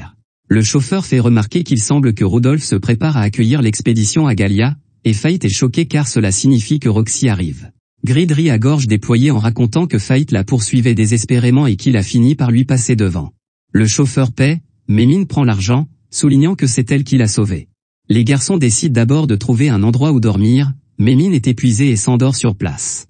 Fate doit la porter et Grid explique qu'elle n'est pas du matin. Fate se demande comment Grid peut en savoir autant sur elle, mais Grid fait à nouveau semblant d'être une épée qui ne parle pas, car il devient complètement silencieux. Les gens sont plutôt gentils dans cette ville, apparemment, puisque des gars au hasard saluent Fate, mais ils remarquent une marque étrange sur leur nuque. On lui dit alors qu'il ne peut pas entrer dans une partie de la ville s'il n'est pas citoyen, et il remarque que les gardes ont une marque différente des autres. D'autres personnes ont également des marques différentes, et Grid en déduit qu'il s'agit probablement de classes sociales différentes. Les gens ne semblent même pas s'en préoccuper, et Grid en conclut que les citoyens doivent vraiment aimer Rudolph. Ailleurs, nous découvrons que Rudolph est plutôt impitoyable, puisqu'il punit quelques personnes qui ne se comportent pas comme il le souhaite. Le but de leur politesse est de démontrer la supériorité de la famille Lanchester sur la famille Hart. Ce type est hors de lui lorsqu'il découpe l'une de ces personnes et punit l'autre pour s'être enfui lors d'une chasse aux monstres. Les gardes se rendent compte qu'il a procédé à 2 exécutions le même jour et que son comportement ne fait qu'empirer. Notre groupe trouve un endroit où loger, et Grid révèle enfin que Min est une vieille connaissance qu'il ne cesse de croiser, et qu'il en va de même pour son arme, Slot. Slot est une arme tout comme Grid, une arme de péché mortel. Grid pense que Fate est prête, Alors il lui explique ce que sont les compétences du péché mortel, l'orgueil, l'envie, la luxure, la paresse, l'avarice, la colère et la gourmandise. Ces compétences sont nées en défiant les lois divines, c'est pourquoi on les appelle les compétences du péché mortel, et les armes du péché mortel. Parmi elles, la gourmandise est un péché particulièrement grave, car elle a le potentiel de perturber les limites du système divin d'élévation des niveaux. Fate pense qu'une fois que la gloutonnerie a goûté aux âmes, il est impossible de l'arrêter, et c'est sa punition. Greed fait remarquer qu'ils doivent tous payer d'une manière ou d'une autre, et qu'il en va de même pour Min. Fate ne comprend toujours pas pourquoi c'est lui qui s'est retrouvé avec cette compétence. On s'est toujours moqué de lui et on l'a ridiculisé pour une compétence inutile qui ne fait que lui donner faim tout le temps. Et alors qu'il pensait avoir gagné en puissance, il s'est avéré qu'il devait continuer à tuer pour survivre. Fate s'énerve en se demandant à quoi peut bien servir un tel pouvoir, mais Greed lui demande de se calmer. Les troubles émotionnels ne sont jamais une bonne chose, mais ils pourraient coûter très cher à Fate. En effet, si l'esprit de Fate n'est pas fort, la gourmandise s'en emparera en un instant. C'est pourquoi Fate doit devenir suffisamment forte pour résister. Greed révèle que l'astuce consiste à maintenir un état proche de la famine, et Fate veut immédiatement s'entraîner. Pour ce faire, ils se rendent à l'extérieur, Greed leur dit de ne pas satisfaire Gluttony d'un seul coup, et que le but est de se rassasier lentement. Il prie cette fois-ci en tant que marchand de sable. Greed demande à Fate de lancer le sort de boule de feu avant de tirer sa flèche. Cette flèche fait des dégâts incroyables, car le monstre géant s'évapore instantanément. La compétence gloutonnerie de Fate consume l'âme du monstre, mais comme toujours, il en redemande désespérément. D'autres hommes des sables apparaissent, et la faim de Fate augmente tellement qu'elle leur cause des douleurs physiques, mais Greed lui rappelle de tenir bon.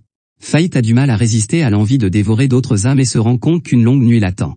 De retour à l'auberge, Min se réveille affamé et trouve une affiche indiquant que quiconque vaincra le golem des sables sera récompensé.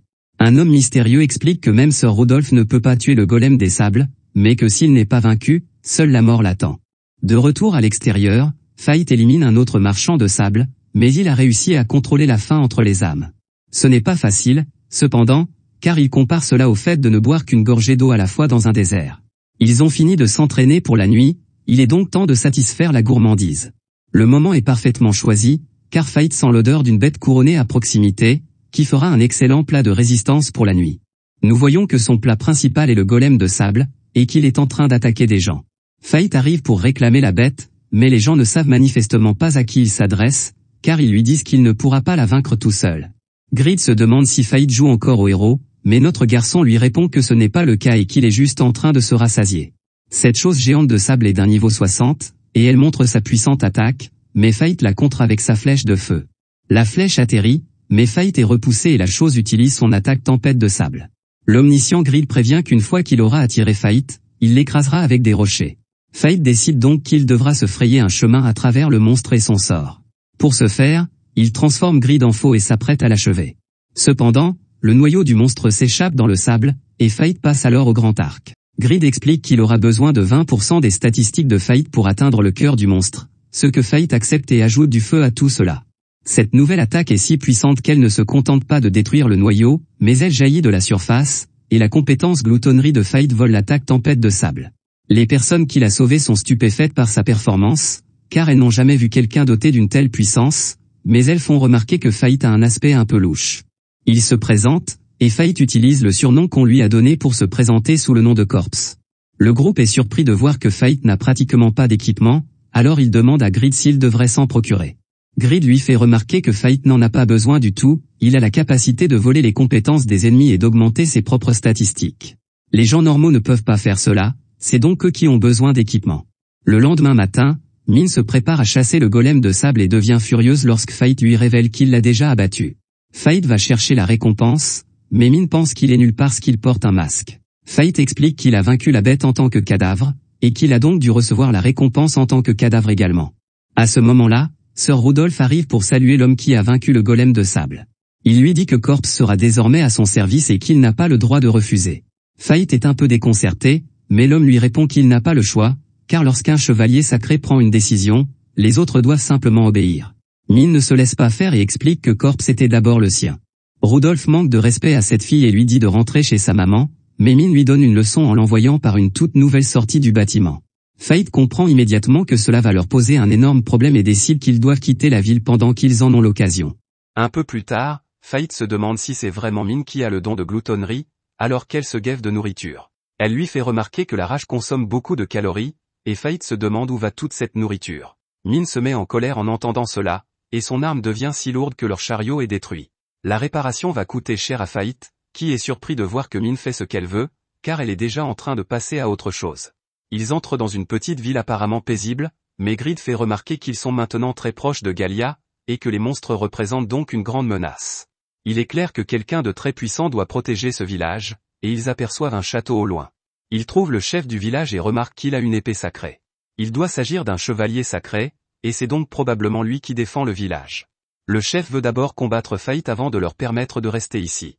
Il y a quelque chose de différent chez ce type, car il est immédiatement capable de voir que Fait utilise sa compétence d'identification sur lui.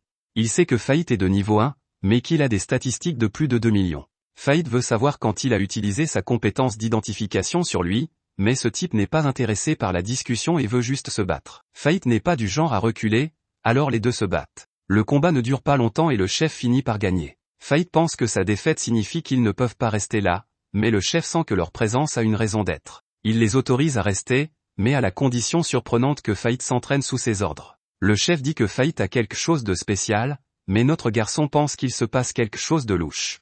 Ce dernier fait remarquer que Fait ne sait pas comment contrer la compétence d'identification, et il prédit que Fait ne tire pas non plus le meilleur parti de ses autres compétences. Il suppose que c'est parce que le corps de Fait ne s'est pas encore habitué à tous ces nouveaux pouvoirs. Si l'approche actuelle de Fait fonctionne bien contre les monstres, elle ne fonctionnera certainement pas contre d'autres humains puissants. Grid est de plus en plus sceptique, d'autant plus que le chef ne demande rien en retour, mais Fait fait remarquer que ce n'est pas tous les jours que quelqu'un a l'occasion d'apprendre directement d'un chevalier sacré. Fait accepte la condition et le chef se présente sous le nom d'Aaron.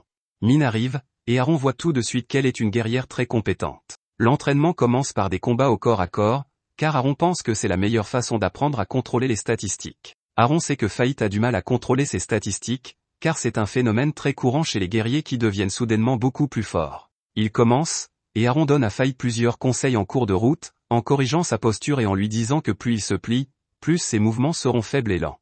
Plus important encore, Fait sera capable de générer plus de puissance à partir d'un état de relaxation.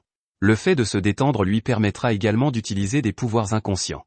Les choses se passent plutôt bien, mais Fait ressent à nouveau une douleur immense, car la gourmandise fait des siennes. Aaron voit que l'œil de Fait a changé de couleur, mais il est forcé de reculer et remarque que Fait se déplace soudain beaucoup mieux.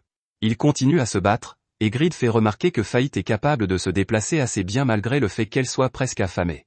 Leur entraînement se termine pour la journée, mais Fait sent l'odeur d'un monstre et se demande s'il est dans le château. C'est alors qu'Aaron crie, mais nous voyons que c'est seulement parce que Min s'est amusé à manger en solo. Aaron va chercher de la nourriture, et Fait fait quelque chose de malicieux à Min alors que Grid l'avertit de ne pas le faire. Plus tard dans la nuit, Aaron rentre chez lui et s'arrête un instant pour regarder tristement le château.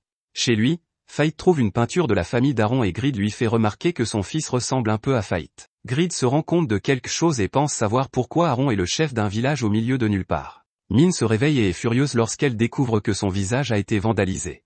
Un peu plus tard, Aaron demande à Fait d'essayer de parer son attaque à l'aide d'un bâton. Fait pense que le bâton va se briser, mais Aaron lui fait remarquer qu'il l'a entraîné personnellement et qu'il devrait s'en sortir. Fait réussit à ne pas se faire couper en deux et pense qu'il doit prévoir l'angle de l'épée de son adversaire pour faire glisser son bâton le long de la lame. Aaron est très satisfait de Fait et lui dit qu'il est maintenant capable de contrôler ses immenses statistiques. Min veut récompenser notre garçon, mais il s'agit en fait d'une vengeance puisqu'elle lui donne une barbichette. Ce soir-là, Fait explique qu'il prévoit de partir le lendemain et remercie Aaron. Il veut que Min le remercie aussi, mais cette fille est trop occupée à se goinfrer à nouveau. Aaron dit que ce n'est pas un problème et qu'il devrait profiter de la nourriture à leur guise. Malheureusement, le puits de nourriture sans fond qu'Min explique que tout a le même goût pour elle, que son sens du goût a disparu, et Grid explique que c'est le prix qu'elle paie pour sa compétence en matière de colère. Elle révèle qu'elle a un objectif à atteindre, et Aaron semble en avoir un aussi, puisqu'il fixe à nouveau le château. C'est alors qu'il révèle de façon choquante qu'il y a 15 ans, ce château était le sien. Un jour, il a dû le quitter, mais il a été attaqué et son fils a désespérément essayé de le défendre pour son père. Malheureusement, sa famille et son peuple sont tous tombés sous les coups d'une bête couronnée, devenue incroyablement puissante à force d'agression. Depuis lors, le château appartient à une jeunesse de la mort, un seigneur liche. Aaron dit que sa famille est entre ses griffes, mais il s'arrête lorsque Fait a un problème. Fait sort, mais Aaron l'accompagne, car il sait que Fait a l'intention de se rendre au château. Aaron décide d'y aller aussi, car c'est pour lui l'occasion de tirer un trait sur son passé. Min a décidé de surveiller le village, sans doute pour pouvoir tout manger, et la petite entrepreneuse demande 50 or pour sa peine. Quelques instants plus tard, Fait élimine l'un des gardes du château. Aaron est étonné par la flèche magique de Fait, car c'est une technique si difficile à maîtriser qu'on a même cessé de l'étudier dans la capitale. Fait est plutôt humble, mais Grid veut s'attribuer tous les mérites de cette technique. Il passe devant plusieurs gardes squelettiques pour entrer dans le château, et prennent le son de la musique comme une invitation. Au deuxième étage, Aaron est choqué de voir que c'est son fils qui joue du piano. Aaron est absolument abasourdi et refuse d'y croire lorsqu'il voit que sa femme est là elle aussi. Ils s'appellent Luke et Diana, et tous deux attendaient qu'il ramène le lait. Aaron les croyait morts, mais ils n'ont aucune idée de ce dont il parle et lui demandent simplement s'il a accompli sa mission. Aaron l'a fait, et elles veulent tout savoir. Grid fait remarquer à Fait qu'ils ne sont plus en vie. Aaron s'apprête à donner à son fils un souvenir qu'il lui a offert, mais Fait est choqué lorsque son fils le poignarde. Aaron n'est pas dupe et l'a vu venir. Il souligne à quel point son fils est devenu fort, et Luke répond que c'est parce qu'il a dû protéger le château en l'absence de son père. Luke est furieux et affirme qu'Aaron les a toujours abandonnés pour le travail. Il a toujours préféré sa loyauté envers la capitale à la leur, et Luke n'arrive pas à croire que son père est réapparu après tout ce temps juste pour mettre fin à leur vie. Fait prévoit d'utiliser sa faux pour briser l'illusion, mais Grid révèle qu'il faudra aussi tous les tuer.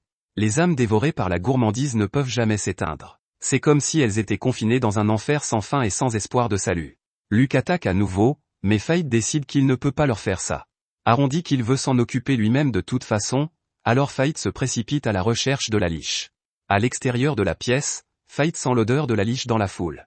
Il la repère et utilise une flèche magique pour la faire sortir. Cette chose est incroyablement puissante, car Fait voit que toutes ses statistiques sont supérieures à 1 million. Fait utilise ce qu'il a appris lors de son entraînement pour combattre la liche et parvient à détruire son arme. Cependant, la liche a toujours la capacité de contrôler les cadavres, et ceci supplie Fait de les sauver. Fait refuse de les attaquer, ce qui le met en mauvaise posture. Heureusement, Aaron arrive et coupe les tendons de leurs membres pour les immobiliser. Aaron aperçoit le cadavre de sa femme dans la foule et repense à l'époque où sa pauvre famille le suppliait de ne pas partir en mission dangereuse. Il s'en veut de ne pas être revenu plus tôt et décide de prendre ses responsabilités en mettant fin à leur souffrance.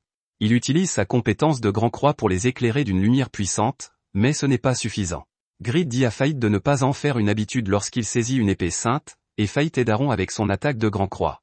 Leur puissance combinée illumine toute la pièce et fait disparaître la liche maléfique de la surface de la terre. Aaron s'excuse ensuite auprès de sa famille et leurs esprits apparaissent. Ils lui disent que ce n'est pas de sa faute, mais Aaron sait que c'est le cas. Il regrette de les avoir quittés et s'excuse. Il promet de vivre de manière à honorer leur mémoire et donne enfin le souvenir à son fils.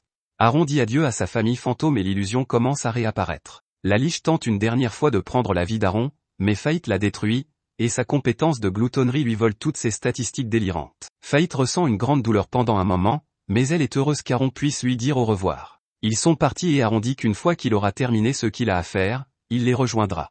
Aaron explique ensuite qu'il a dépassé sa limite de niveau et suppose que c'est parce qu'il s'est battu aux côtés de Fait. Il reste encore une horde entière de monstres à affronter, alors il décide de faire une compétition. Ensuite, Aaron donne à Min sa rémunération pour la protection du village, et elle dit qu'il faut de l'argent pour reconstruire le village. Le petit capitaliste explique que l'argent ne ment pas et que c'est une chose que l'on apprend si l'on vit assez longtemps.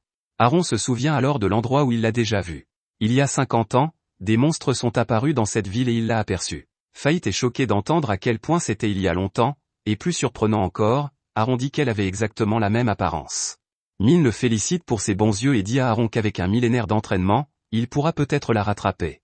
Elle souligne que les humains ont leurs limites, et Aaron se demande ce qu'elle est. Son explication est simple, elle est un fantôme qui n'a pas le droit de mourir. Une fois que l'œil de Fait est redevenu normal, il révèle à Aaron qu'il est atteint d'une maladie qui l'oblige à tuer fréquemment des monstres. Étonnamment, Aaron sait que l'âme de Fait en est affectée. Il dit à Fait de revenir au village après avoir fait ce qu'il a à faire, car il a quelque chose de très important à lui dire. Ailleurs, Mémile est stupéfaite de voir que Raphaël a obtenu la pierre philosophale. Elle a d'abord douté de lui, mais elle commence maintenant à penser qu'il pourrait être capable d'atteindre l'immortalité après tout. Lorsqu'un serviteur entre dans la pièce, Raphaël demande des nouvelles de Ado, précisant qu'ils ne l'ont pas vu depuis leur retour. Raphaël est stupéfait d'apprendre que son frère a été tué pendant la chasse. Le serviteur ajoute que celui qu'on appelle Corpse n'est pas un monstre mais un combattant émérite. Envahi par une vague de rage, Raphaël se met en tête de découvrir qui est vraiment Corpse. Un peu plus tard, Fait s'énerve en voyant Min se goinfrer de toute leur nourriture, alors elle en partage une partie avec lui. Min l'utilise comme un lit mais se plaint qu'il n'est pas un bon lit car il ne veut pas se taire. Fait s'oppose aux insultes, mais elle est déjà dans les vapes. Fahd veut en savoir plus sur son passé, mais Grid lui répond que s'ils continuent à voyager ensemble, il s'en fera une idée. Fahd est prête à attendre, mais Grid l'avertit de ne pas trop creuser. Non loin de là, Roxy annonce à son groupe qu'ils sont près de la frontière de Galia. Ils ont atteint le petit village que Fahd vient de quitter, et Roxy explique qu'un seigneur liche-bête couronne s'est emparé du château qui se trouve à proximité. Il vérifie le château, mais ne sent aucun monstre et pense qu'il a dû être libéré. Aaron arrive pour les accueillir et Mugan s'incline devant lui. Mugan n'aurait jamais cru pouvoir rencontrer un jour le grand Aaron Barbado, chef de la famille Barbado, un épéiste expert appelé l'âme de lumière. Aaron ignore le pauvre homme et, étonnamment, il connaît déjà Roxy. Il connaissait ses parents et c'est lui qui lui a donné son nom. Aaron les informe qu'il a cessé d'être un héros. Il n'a pas réussi à protéger ceux qui lui tenaient à cœur et n'a donc plus de raison de se battre. Roxy est stupéfaite qu'il ait pu vaincre la liche qui s'était emparée du château, mais Aaron révèle qu'il ne l'a pas fait seul. Myria veut rencontrer l'homme puissant qui l'a aidé, et Roxy dit qu'elle a besoin de son nom pour le rapport qu'elle enverra à la capitale. Malheureusement pour eux, Fahd lui a dit de ne dire son nom à personne, alors Aaron s'excuse car c'est un secret. Il se prépare à partir, mais Aaron veut savoir si c'était l'idée des Valric que Roxy participe à l'expédition à Galia. Roxy répond que c'était son choix, mais Aaron suppose qu'elle a été manipulée. Les familles Hart et Barbado ont toujours gêné les Valric. Roxy s'en moque, car elle est prête à tout pour protéger son peuple, et Aaron est choqué d'apprendre que son père est décédé. À ce moment-là, Roxy est choquée par la proposition d'Aaron de l'entraîner au combat à Galia. Il insiste, et elle accepte volontiers son offre. Il commence à s'entraîner, tandis que tous les autres réparent le village. Aaron voit bien que Roxy a reçu un bon enseignement de son père, et elle répète qu'elle doit devenir plus forte pour pouvoir protéger tout le monde. Fahd et Min marchent depuis un moment et ont atteint une sorte de ruine à l'intérieur de Galia. Min révèle avec surprise que c'est là qu'elle est née. Elle a été emmenée à la capitale impériale juste après sa naissance, et ne se souvient donc pas du tout de l'endroit. Fahd n'en revient pas, car Galia a été détruite il y a 4000 ans. En continuant à marcher, il tombe sur une structure étrange qui ressemble à un cocon. Grid explique qu'il s'agit d'une chimère, une arme biologique testée par l'armée de Galia dans le passé. Il s'agit d'une sorte de vaisseau dans lequel plusieurs monstres ont été mélangés, mais Grid dit qu'il s'agit plutôt d'un échec puisqu'ils étaient tous censés être éteints. Min rappelle à Fahd qu'il lui doit une faveur, et il comprend qu'elle veut qu'il combatte cette chose. Sa compétence d'identification révèle que cette chose a des statistiques terrifiantes, et qu'elle lui donne une erreur pour ses compétences. Grid explique que tous les monstres mélangés rendent l'image trop instable pour être lue.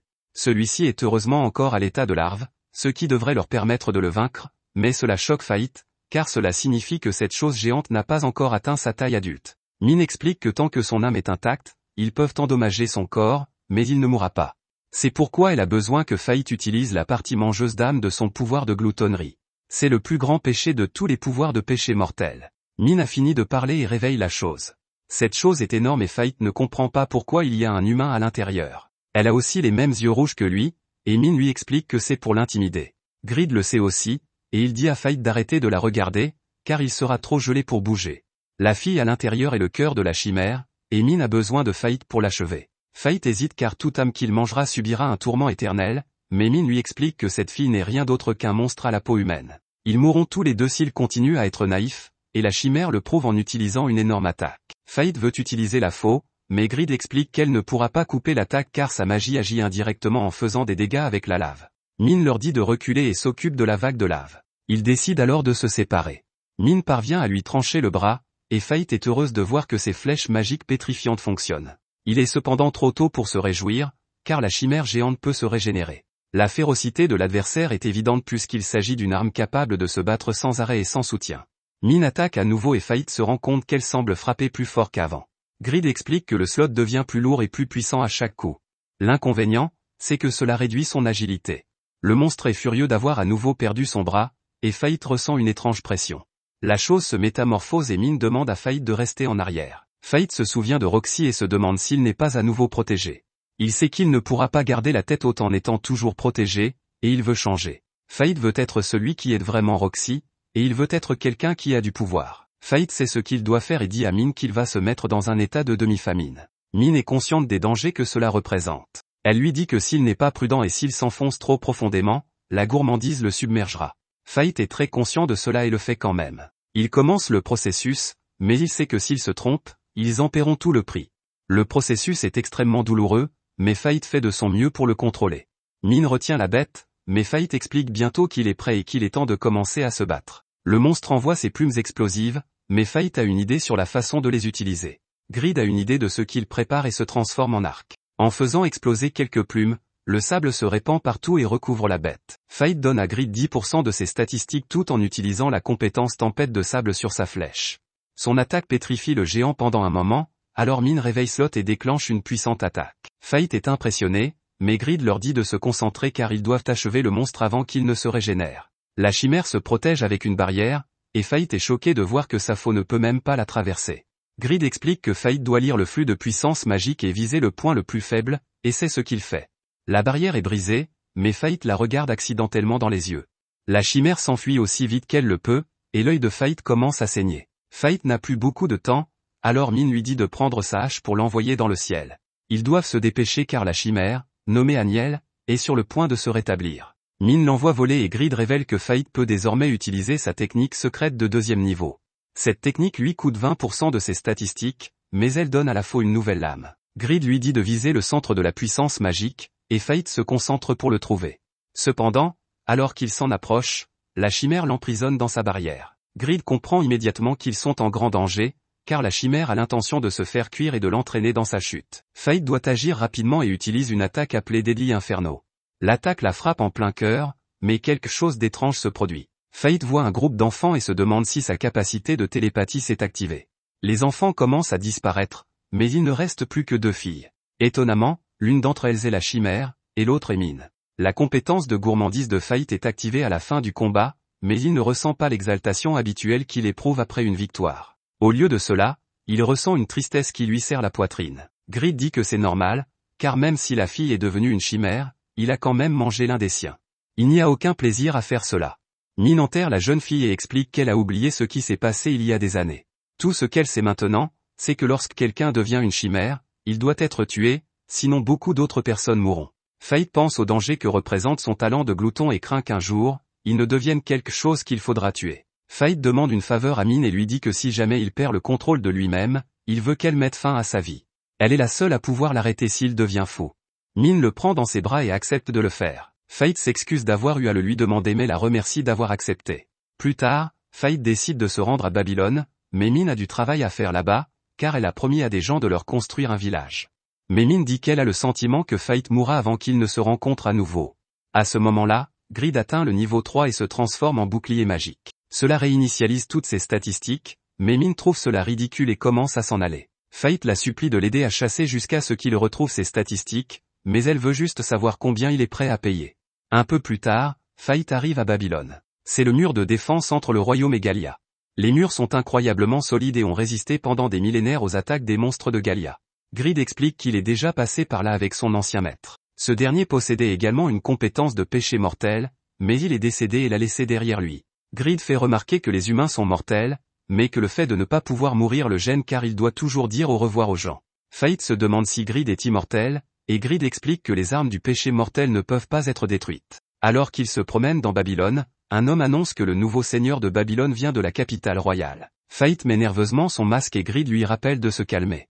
Tout le monde fête l'arrivée de Roxy, et Grid dit à Fate de saluer comme tout le monde. À ce moment-là, Fate entend quelqu'un dire qu'elle va mourir, mais se demande s'il ne l'a pas simplement imaginé. Mais ce n'est pas le cas, car une mystérieuse fille affirme que Roxy va mourir ici. Un peu plus tard, Fate explique que divers guerriers se rassemblent à Babylone, d'anciens chevaliers sacrés et même des gens qui en veulent aux chevaliers sacrés. Grid explique que si quelqu'un est assez fort, ses fautes seront pardonnées à Babylone. Il est clair qu'ils auront besoin de toute l'aide possible pour affronter les monstres, c'est donc l'endroit idéal pour Fate. Alistair se présente à Roxy et lui fait part de son regret de ne pas avoir pu sauver son père malgré son service à ses côtés. Il s'excuse, mais Roxy lui dit de relever la tête car elle est là pour suivre les traces de son père. Ensemble, ils vont défendre Galia contre les monstres et défendre le peuple. Ce type la regarde dans les yeux, mais Myria ne l'aime pas du tout. Elle s'apprête à intervenir, mais Mugan l'arrête et lui rappelle que s'en prendre au Saint Chevalier pourrait lui coûter la vie. Roxy ne s'intéresse pas à ce type et dit à ses compagnons qu'ils vont explorer la ville. Fate se lamente sur le prix de tout ce qui coûte en ville, et Grid l'arrête alors qu'il vient de repérer un magnifique fourreau qui l'interpelle. Fate pense que c'est trop cher, mais Grid le traite de radin et lui rappelle qu'il peut toujours chasser des monstres pour gagner de l'argent. Le propriétaire du magasin s'avère être un homme étrange, car il connaît le type exact de dommages subis par les vêtements de Fate. Grid pense que cela signifie qu'ils peuvent lui faire confiance et dit à Fate d'acheter le fourreau. Le propriétaire du magasin explique que le fourreau dont il parle n'est qu'un modèle d'exposition, mais qu'il peut en fabriquer un pour Fate qui conviendra parfaitement à son épée. L'homme n'a jamais vu une épée comme Grid, et Grid dit à Fate que sa gloire est si évidente qu'il ne pourrait pas la cacher s'il essayait. Le propriétaire du magasin explique qu'un fourreau pour une épée unique comme la sienne coûtera 500 pièces d'or, mais c'est bien trop cher pour Fate, qui s'enfuit. Les choses sont déjà assez chères à Babylone, et ils doivent s'assurer de pouvoir couvrir leurs dépenses quotidiennes avant toute chose. C'est alors qu'un groupe de guerriers interpelle Fate, l'appelant le type au masque de crâne. Il suppose qu'il veut se faire une réputation en chassant des monstres pour pouvoir travailler comme soldat dans la capitale, mais Fate explique qu'il ne cherche pas à travailler pour qui que ce soit. Les deux hommes s'excusent et Grid fait remarquer que si Fate s'habillait mieux, il n'aurait pas à subir les assauts d'hommes de main comme eux. Fate finit par accepter, et les deux hommes se mettent en tête de chasser un tas de bêtes pour gagner beaucoup d'argent. Ils passent la frontière de Gallia et constatent que ça pue vraiment. Il y a des carcasses de monstres partout et des spores légèrement toxiques dans l'air. Grid l'avertit de ne pas respirer, car trop de respiration profonde provoquerait la formation de mousse dans ses poumons. À ce moment-là, Grid signale qu'une ruée approche. Il s'agit d'une bande d'ors armés de petites armes. Ils sont une cinquantaine, et ils sont intelligents, donc ils vont probablement coordonner leur attaque. Grid recommande à Fate de les combattre comme s'il s'agissait d'humains, et Fate compte profiter de l'occasion pour montrer les techniques de combat qu'Aaron lui a enseignées. Cependant, les guerriers s'élancent les premiers, et Grid dit à Fate de se dépêcher de voler les morts, car l'épée gourmande veut son fourreau de luxe. Fate ne veut pas être impoli, mais heureusement, une tonne d'autres ors apparaissent et se joignent au combat. Fate passe immédiatement à l'action et Grid se transforme en bouclier. Il bloque les attaques physiques et magiques, ce qui en fait pratiquement une forteresse mobile. Fate essaie de réfléchir à un plan d'attaque, mais Grid lui dit de se précipiter pour qu'il puisse lui montrer ce dont le bouclier est capable. Il demande à Fate de passer à travers tout le monde, et Fate est étonné de voir à quel point il est facile d'écraser tous les ors devant lui. L'attaque s'appelle le coup du bouclier. Elle demande beaucoup de force, mais Fate en a beaucoup, alors il écrase tous les monstres. Il y a un nombre impressionnant d'or, ce qui fait que la compétence de gloutonnerie de Fate est activée encore et encore. Le combat est terminé, mais Fate trouve étrange que sa compétence de gloutonnerie n'agisse plus comme avant. Il se demande si ce nouveau contrôle n'est pas ce pourquoi Aaron l'entraînait. Dans une guilde, tout le monde s'étonne du nombre d'oreilles d'orques que Fate a récupéré à lui tout seul et qu'il a encaissé. Les guerriers de tout à l'heure l'accusent de les avoir volés, mais Grid pense que ces guerriers poubelles auraient été le dîner des ors sans Fate. Un gars essaie de prendre les oreilles, mais notre garçon lui donne une chance de reculer. Le mannequin ne recule pas et Fate l'écrase. Les autres guerriers tentent de se liguer pour enlever le masque de Fate, mais cela ne se passe pas très bien pour eux. L'un d'eux réussit presque à porter une attaque, mais il ne reçoit qu'un coup de pied dans ses bijoux. Fate reçoit 100 pièces d'or pour les oreilles, mais Roxy arrive à l'improviste. Elle pense qu'il cause des ennuis, mais Fate, déguisé en corpse, explique ce qui s'est passé. Roxy détermine que Corpse est peut-être allé un peu trop loin, mais qu'il s'agissait bien de légitime défense. Elle se reproche en partie que Babylone est sombrée dans le chaos, et décide donc de ne pas punir Corpse. Elle ne s'acharne pas non plus sur les clochards qu'il a battus et leur dit qu'ils passeront une nuit en prison pour qu'ils réfléchissent à leur vie pitoyable. Myria tente d'enlever le masque de Fate, mais Mugan pense que les masques sont utiles pour cacher des visages hideux. Fate se présente officiellement sous le nom de Corpse, mais Myria souligne l'évidence en disant que ce n'est pas son vrai nom. Avant qu'elle ne parte, Roxy pense que Corpse devrait prendre davantage soin de son apparence, ce qui met notre garçon dans l'embarras et l'oblige à se précipiter pour acheter de nouveaux vêtements. Il pense que Corpse a l'air plutôt faible, mais ils savent que ce n'est pas vrai puisqu'il a détruit tous les clochards de la guilde. Les vêtements de Fate sont assez abîmés, alors Grid pense qu'il devrait les améliorer. Mais Grid est gourmand et leur conseille de commencer par acheter son fourreau hors de prix. Le propriétaire du magasin surgit de nulle part et se présente sous le nom de Jade. Jade a ouvert son magasin d'équipement il y a 3 mois, et il aimerait vraiment que Corpse prenne son équipement au combat. Jade ne s'est pas encore fait un nom, et Corpse utiliserait son équipement pour se battre, ce qui serait une excellente publicité. Jade attendait le bon guerrier, et il a définitivement touché le jackpot en choisissant notre protagoniste. Fate accepte le marché, et le gars améliore considérablement l'équipement de notre garçon. Fate dit à Grid de se taire lorsqu'il fait une remarque intelligente et doit s'excuser auprès de Jade lorsque celle-ci pense qu'il lui parlait.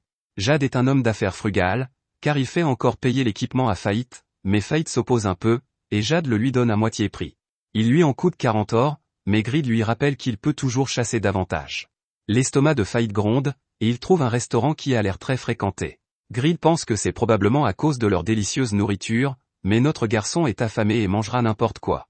Il s'avère que la foule est en fait remplie d'incels, et que la véritable raison de leur rassemblement est une fille. Fate est stupéfait par cette femme et ne peut détourner le regard. Cette fille s'approche directement de Fate. Elle connaît son vrai nom, et Fate est choqué car il porte son masque. Elle lui explique que c'est parce qu'ils sont deux de la même espèce, et notre héros affamé se rend compte qu'elle doit aussi avoir un talent pour le péché mortel. Elle s'appelle Harris de la luxure. Il s'assoit pour boire un bon verre, et Harris lui dit d'enlever son masque, car son altération de la perception ne fonctionne pas sur elle. Elle veut aussi mieux voir notre garçon, mais ses yeux lui font quelque chose.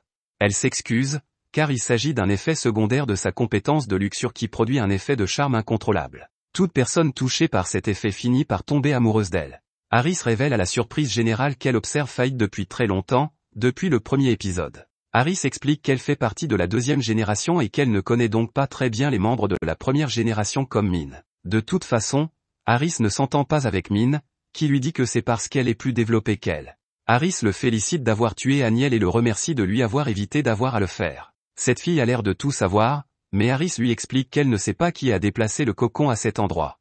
Les chimères viennent toutes de la capitale de Galia, et elle pense qu'il en reste encore quelques-unes. Si on les laisse mûrir, les problèmes seront énormes. Compte tenu de l'affaiblissement de la classe des chevaliers sacrés, ils ne pourront pas les exterminer. Harris laisse tout cela de côté pour en venir à la véritable raison pour laquelle elle voulait rencontrer Faith. Elle explique qu'en plus de manier le péché mortel, elle est aussi la gardienne du royaume. Rien n'est plus important pour elle que le royaume. Même si quelque chose cause une grande perte aujourd'hui, si cela profite au royaume dans des centaines d'années, elle l'approuvera. Faith ne comprend pas où elle veut en venir, mais elle est choquée quand Harris révèle que Roxy va mourir à Galia. Faith est furieuse car il est clair qu'Harris veut la mort de Roxy, mais elle commence à parler d'agression. Elle explique que lorsqu'un monstre est tué, son agressivité persiste. Cette agressivité ne disparaît jamais et, au fil des ans, elle s'accumule peu à peu. Elle finit par donner naissance à une bête couronnée, et le même phénomène peut se produire chez les humains. Actuellement, il y a beaucoup d'oppression, de discrimination et de misère causée par les chevaliers sacrés. Toute l'agressivité dont ils sont l'objet s'accumule au sein du peuple. Roxy étant aimée de tous, la vague d'agressivité née de sa mort s'ajoutera au reste de l'agressivité qui s'est accumulée. Toute cette agressivité alimentera la naissance d'un humain doté d'un tout nouveau type de pouvoir, et parmi eux se trouvera le futur pilier du royaume, doté d'une incroyable habileté. Harris pense que c'est le plan parfait, et elle l'approuve car la mort de Roxy guidera le royaume dans une meilleure direction. Notre garçon s'énerve et fait remarquer que la mort de Roxy n'apportera rien de bon. Aucun des chevaliers sacrés ne se soucie des gens comme elle le fait. Faith part avant qu'il ne perde la tête, mais Harris se dit que le plan est déjà en marche et qu'il n'y a pas moyen de l'arrêter. Notre garçon n'a jamais été aussi furieux. Il se fiche de savoir qui planifie tout ça et qui il doit combattre. Faith jure de protéger Roxy à tout prix. Un peu plus tard, Roxy apprend qu'ils ont perdu le contact avec l'un de leurs escadrons à Galia. Roxy demande à tout le monde de se préparer à les secourir, car ils doivent se rendre immédiatement à Galia. Faith est de retour au magasin où Jade lui dit qu'ils ont besoin d'un matériau appelé pierre de canard pour fabriquer un fourreau pour son épée. C'est un matériau difficile à obtenir, et son approvisionnement est contrôlé par le royaume, si bien qu'il ne sait pas quand il en aura de nouveau. Grid veut qu'ils s'en procurent eux-mêmes, alors Jade lui dit que la pierre de canard peut être trouvée à Galia. Faith regarde la carte de l'endroit où ils se rendent, et il se trouve que c'est près du Grand Canyon, le même endroit où se rend Roxy. À leur arrivée, ils sont accueillis par des orques géants et utilisent le bouclier pour se protéger. Ils utilisent Shield Bash pour détruire les créatures hideuses, et la compétence gloutonnerie de Faith est activée une tonne de fois. Près de Roxy, ils ont du mal à se rendre au Grand Canyon, car les boussoles ne fonctionnent pas. Ils ne peuvent pas non plus utiliser le soleil ou les étoiles, et Myria condamne les nuages qui les gênent. Heureusement, ils peuvent déterminer la direction à suivre grâce à la concentration d'orques, car la colonie d'orques se trouve à l'extrême sud. Tant qu'ils suivent la direction de tous les orques, ils finiront par y arriver. Mais il y a des monstres plus dangereux, et ils doivent donc agir avec prudence. Ailleurs, Grid félicite Faith d'avoir appris qu'il doit se reposer avant d'entamer un nouveau combat. Pendant son repos, Faith voit étrangement la fille qui était à l'intérieur de la chimère. Un bruit terrifiant l'empêche d'entendre ce qu'elle dit, et il se retrouve rapidement dans un endroit rempli de jus de tomates humains. Là, il voit ses victimes et se fait tirer vers le bas par-dessus. Faith se réveille mais n'a aucune idée de ce qui vient de se passer. Il n'a pas le temps de réfléchir, car il détecte des monstres à proximité. Grid lui fait remarquer qu'il ne s'agit pas d'orques, mais de bêtes couronnées, et qu'il y en a plusieurs. Faith utilise sa compétence de vision nocturne pour révéler que les monstres sont des salamandres. Faith en abat une à l'aide de son arc, mais il remarque que ces monstres ont quelque chose d'étrange. D'habitude, ils s'enfuient après avoir subi de gros dégâts, mais ils ne les poursuivent pas. Pour une raison ou une autre, ils vont toujours dans la même direction, et c'est comme s'ils étaient contrôlés par quelque chose. C'est un comportement assez étrange, alors il décide de les suivre. De retour avec Roxy, elle est réveillée lorsque son groupe est attaqué par plusieurs salamandres. Ils font de gros dégâts, et Northern s'excuse car le monstre a réussi à percer leur défense.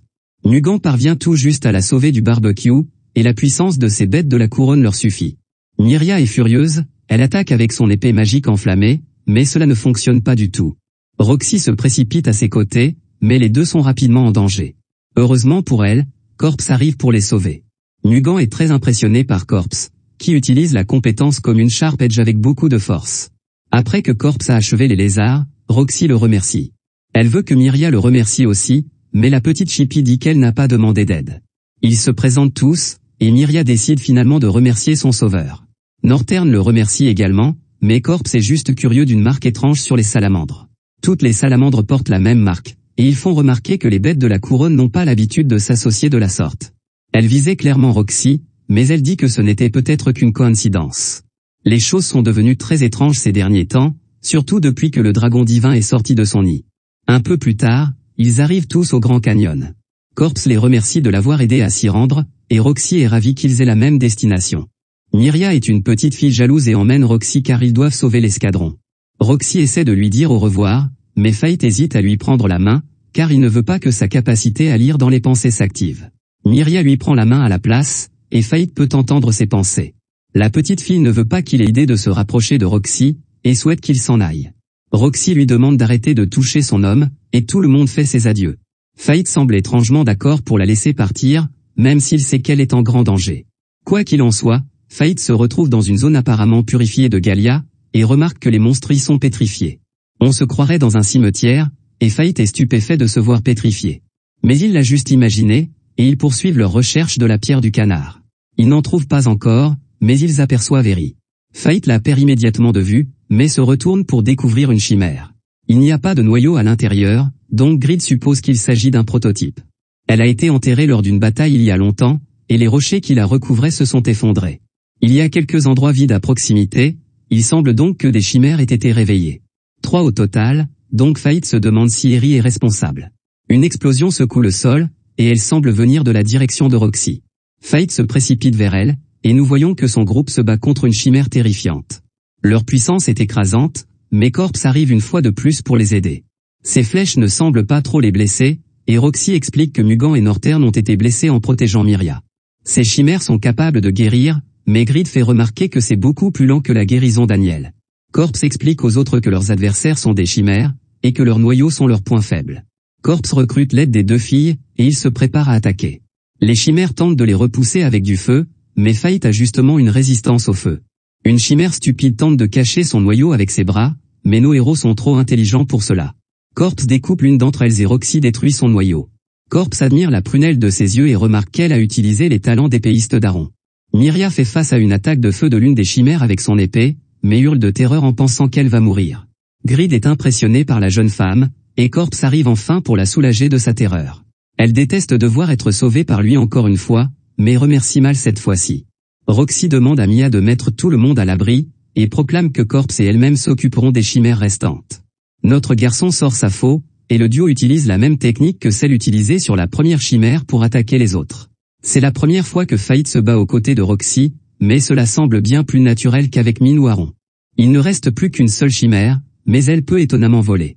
Il prévoit de l'attaquer lorsqu'elle atterrira, mais à la seconde même, le sol s'effondre. Corpse s'empare de Roxy et lui assure qu'elle sera en sécurité entre ses mains. Roxy lui fait rapidement confiance et ils se serrent l'un contre l'autre dans leur chute. Quelque temps plus tard, Fate se réveille et commence rapidement à paniquer lorsqu'il se rend compte que Roxy est sur ses genoux, mais qu'il a perdu son masque. Roxy se réveille, mais notre garçon retrouve son masque à la toute dernière seconde. Corpse l'impressionne avec un peu de magie Fireball, et il pense qu'il s'en est fallu de peu.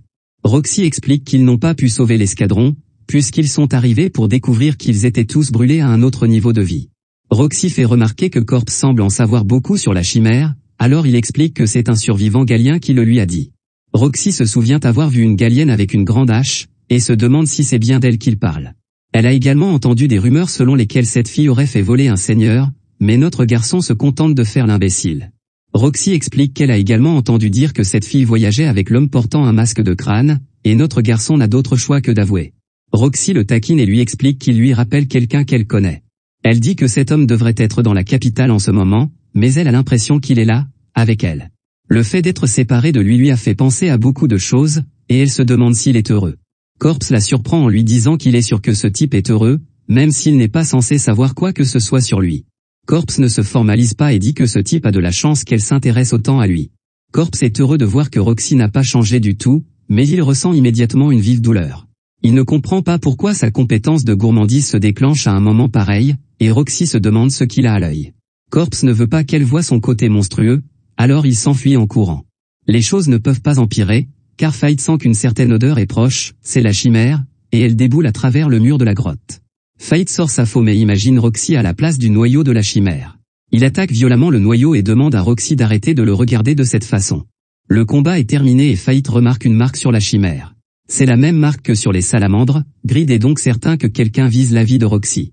Fahd se souvient qu'Eri veut prendre la vie de Roxy, et elle est déterminée à ne pas la laisser mettre son plan à exécution. Roxy arrive en retard à la fête, et la grotte s'effondre un peu. Il se trouve que la pierre du canard est parfaitement à sa place, et Roxy explique que ce cristal est formé à partir de monstres. Roxy retrouve son groupe, et ils sont heureux de voir que tout le monde est sain et sauf, à l'exception de l'escadron entier qui a été brutalement brûlé à mort. Ailleurs, on voit une version blonde de Corpse avec un œil vert qui brille. Un peu plus tard, Roxy demande étonnamment à Corpse de sortir son épée et le défie en duel. Bien sûr, Fahd n'a aucune idée de la raison pour laquelle elle dit cela, mais Myria lui dit d'arrêter de faire l'innocent. Elle lui révèle qu'il a un énorme casier judiciaire, 56 incidents de violence avec d'autres guerriers et 20 cas de destruction de biens. Corpse explique qu'il s'agit de cas où quelqu'un s'en est pris à lui, mais ils ne veulent pas entendre d'excuses. Roxy refuse de laisser un acte violent impuni, et Corpse se demande ce qu'il peut faire. Roxy lui révèle qu'il n'a qu'une seule option, rejoindre l'armée royale. Une fois qu'il l'aura fait, même les guerriers les plus turbulents ne voudront plus s'en prendre à lui. Corpse explique qu'il n'aime pas être un suiveur, et Grid reconnaît que Fahd a besoin de sa liberté pour être heureuse. Roxy explique que s'il choisit de refuser, il devra réfléchir à ses actes dans une cellule de prison. Fahd refuse également cette solution et tire son épée à la place. Roxy lui fait remarquer que son fourreau se brisera s'il se bat avec, mais Corpse n'est pas inquiet car il a été spécialement fabriqué. Les deux hommes commencent à se battre et il devient évident que Roxy ne se laissera pas faire. Fahd détermine qu'il devrait avoir l'avantage en termes de statistiques, mais il n'est pas capable de la dominer pour une raison quelconque. Grid explique que c'est normal pour un chevalier sacré comme elle, la technique est le fruit d'un entraînement quotidien. Fahd est alors surprise lorsqu'il devient évident qu'elle vise son masque. Roxy explique que s'il ne prend pas leur combat au sérieux, elle va tout simplement révéler son identité. Elle lui coupe presque la tête en l'attaquant et lui dit que s'il ne veut pas être démasqué, il doit être sérieux. C'est ce que fait Fahd, qui surprend tout le monde en se préparant à utiliser la technique de l'épée sacrée. Il n'est pas censé pouvoir l'utiliser sans une épée sacrée, alors Fahd leur rappelle que son fourreau est spécialement conçu, il s'agit en fait d'un accessoire d'arme qui améliore les techniques de l'épée sacrée, fabriqué à partir du cristal magique qu'il a recueilli au Grand Ravin. Roxy se demande s'il s'agit d'un ancien chevalier saint, mais il n'est plus le même, et affirme qu'il n'est plus qu'un guerrier. Il commence sa puissante attaque, et il devient clair pour tout le monde, y compris lui-même, qu'il est sur le point de gagner. Mais à ce moment-là, Fahd voit que Roxy a créé un collier avec la pierre précieuse qu'il lui a donnée. Cela le distrait beaucoup trop, et Roxy en profite pour lui asséner un coup d'épée. Grid tourne rapidement et traite Fahd d'idiot pour ne pas s'être concentré. Corpse admet qu'il a perdu, mais Roxy veut savoir pourquoi il s'est soudainement calmé. Il agit comme s'il n'avait aucune idée de ce dont elle parle, et elle se demande si Corpse a appris son style de combat de Sir Aron. La façon dont il frappe et son jeu de jambes lui rappellent ceux d'Aron. Roxy se souvient qu'Aron a parlé d'un voyageur dont le pouvoir était si grand qu'il lui causait des difficultés. Elle se demande s'il s'agit de Corpse, mais ce dernier lui dit que tout cela n'a pas d'importance. Tout ce qui compte pour elle, c'est d'être capable de se protéger à Galia. Fahd commence à partir et se dit qu'elle est bienveillante, car même si elle est en danger, elle pense à lui. Mugan lui parle alors des chimères qui ont été contrôlées. Il est étrange de voir un monstre contrôlé par un autre, et Mugan explique que sa famille étudie la technologie galienne perdue depuis des générations. Corpse recommande à Mugan de faire examiner une chimère par sa fille, mais Mugan suppose que Corpse cherche juste à la rencontrer. Mugan pense qu'il a de mauvaises intentions et promet de ne jamais laisser un type comme Corpse sortir avec elle. Ailleurs, nous voyons sa fille nommée Rin. On lui dit que les Valriques traversent une période difficile après la mort d'Adou. Les rumeurs disent que Raphaël s'est enfermé dans sa chambre pour étudier sans relâche la pierre philosophale. Rin se renseigne et découvre que la pierre philosophale est capable de guérir n'importe quelle blessure. Elle peut également conférer à son propriétaire un grand pouvoir, mais en échange, elle domine l'esprit et le corps de ce dernier. Chez lui, Fahd se souvient de ce que lui a dit Mine. Elle lui a expliqué que Fahd devait viser ce qu'on appelle le domaine E. C'est le niveau de puissance du dragon divin, et s'il n'y parvient pas, il ne pourra pas le combattre. Le seul problème, c'est que s'il y va trop fort, ses compétences le submergeront et Fahd perdra le contrôle. À ce moment-là, une alarme retentit et Northern informe Roxy qu'un énorme stampede, également connu sous le nom de marche de la mort, est en cours. Roxy prévoit de l'intercepter et demande à ses troupes de se préparer à marcher vers Gallia. Fate va voir la marche de la mort pour la première fois et constate que Roxy est arrivée avec l'armée royale. Grid, toujours aussi malin, se demande si Fate a l'intention de jouer les héroïnes une fois de plus. Fate est certain que Roxy peut gérer la situation, mais il veut être prêt au cas où. Il entre dans un état d'inanition et Grid lui fait remarquer qu'il est capable de le contrôler beaucoup plus facilement qu'avant. À ce moment-là, Grid révèle que quelque chose s'approche de l'armée royale par l'est. Cette chose se déplace dans le sol à la manière d'une baleine. Elle est énorme, et si elle continue sur sa lancée, elle finira juste sous l'armée royale. Ils sont distraits par la marche de la mort et sont très vulnérables à une attaque surprise. Fate transforme Grid en arc et utilise sa compétence glutonie pour amplifier la charge et lui donner 2 fois plus de portée. Il s'agit d'une attaque modifiée qui n'est utilisable qu'en état de demi-famine. Grid le félicite pour son attaque et la créature se révèle. Il s'agit d'un énorme monstre visqueux qui porte le même emblème que les autres monstres contrôlés. Fate décide de découvrir ce qui se cache derrière tout cela et se prépare à attaquer. Son analyse révèle que cette bête de la couronne possède des stats d'endurance, de magie et d'esprit supérieurs à 10 millions. Grid fait remarquer que même un chevalier sacré serait vaincu par cette chose et se transforme rapidement en bouclier pour protéger Fate de la pluie d'acide. Grid prévient que Fate mourra si elle le touche, mais cela signifie qu'il ne pourra pas se battre de près. À ce rythme, même s'il parvient à le couper, l'acide se répandra partout, faisant fondre Fate en même temps que lui. Fate décide de donner à Grid 10% de ses statistiques et d'utiliser une flèche de feu dans l'espoir qu'elle fasse s'évaporer le monstre. Malheureusement, la créature visqueuse a réussi à se diviser en deux et a partiellement évité l'attaque. Elle plonge à nouveau dans le sol et se dirige directement vers l'armée royale. Fate la poursuit mais doit d'abord détruire certains de ses bébés sortis de nulle part. Il s'agit d'une technique assez avancée et il est peu probable qu'un monstre visqueux stupide l'utilise de lui-même. Fate trouve ensuite un endroit où la créature devra sortir et se prépare à détruire le noyau. Cette fois, il donne à Grid 20% de ses statistiques pour créer une attaque plus puissante. Grid est stupéfait car Fate veut utiliser un mouvement qu'ils n'ont jamais pratiqué auparavant, mais Fate tire quand même la flèche. Juste avant que le monstre ne soit touché, quelque chose d'autre semble frapper la substance visqueuse en premier. Fate n'a aucune idée de ce que c'était, mais elle est heureuse d'entendre sa compétence gloutonnerie s'activer.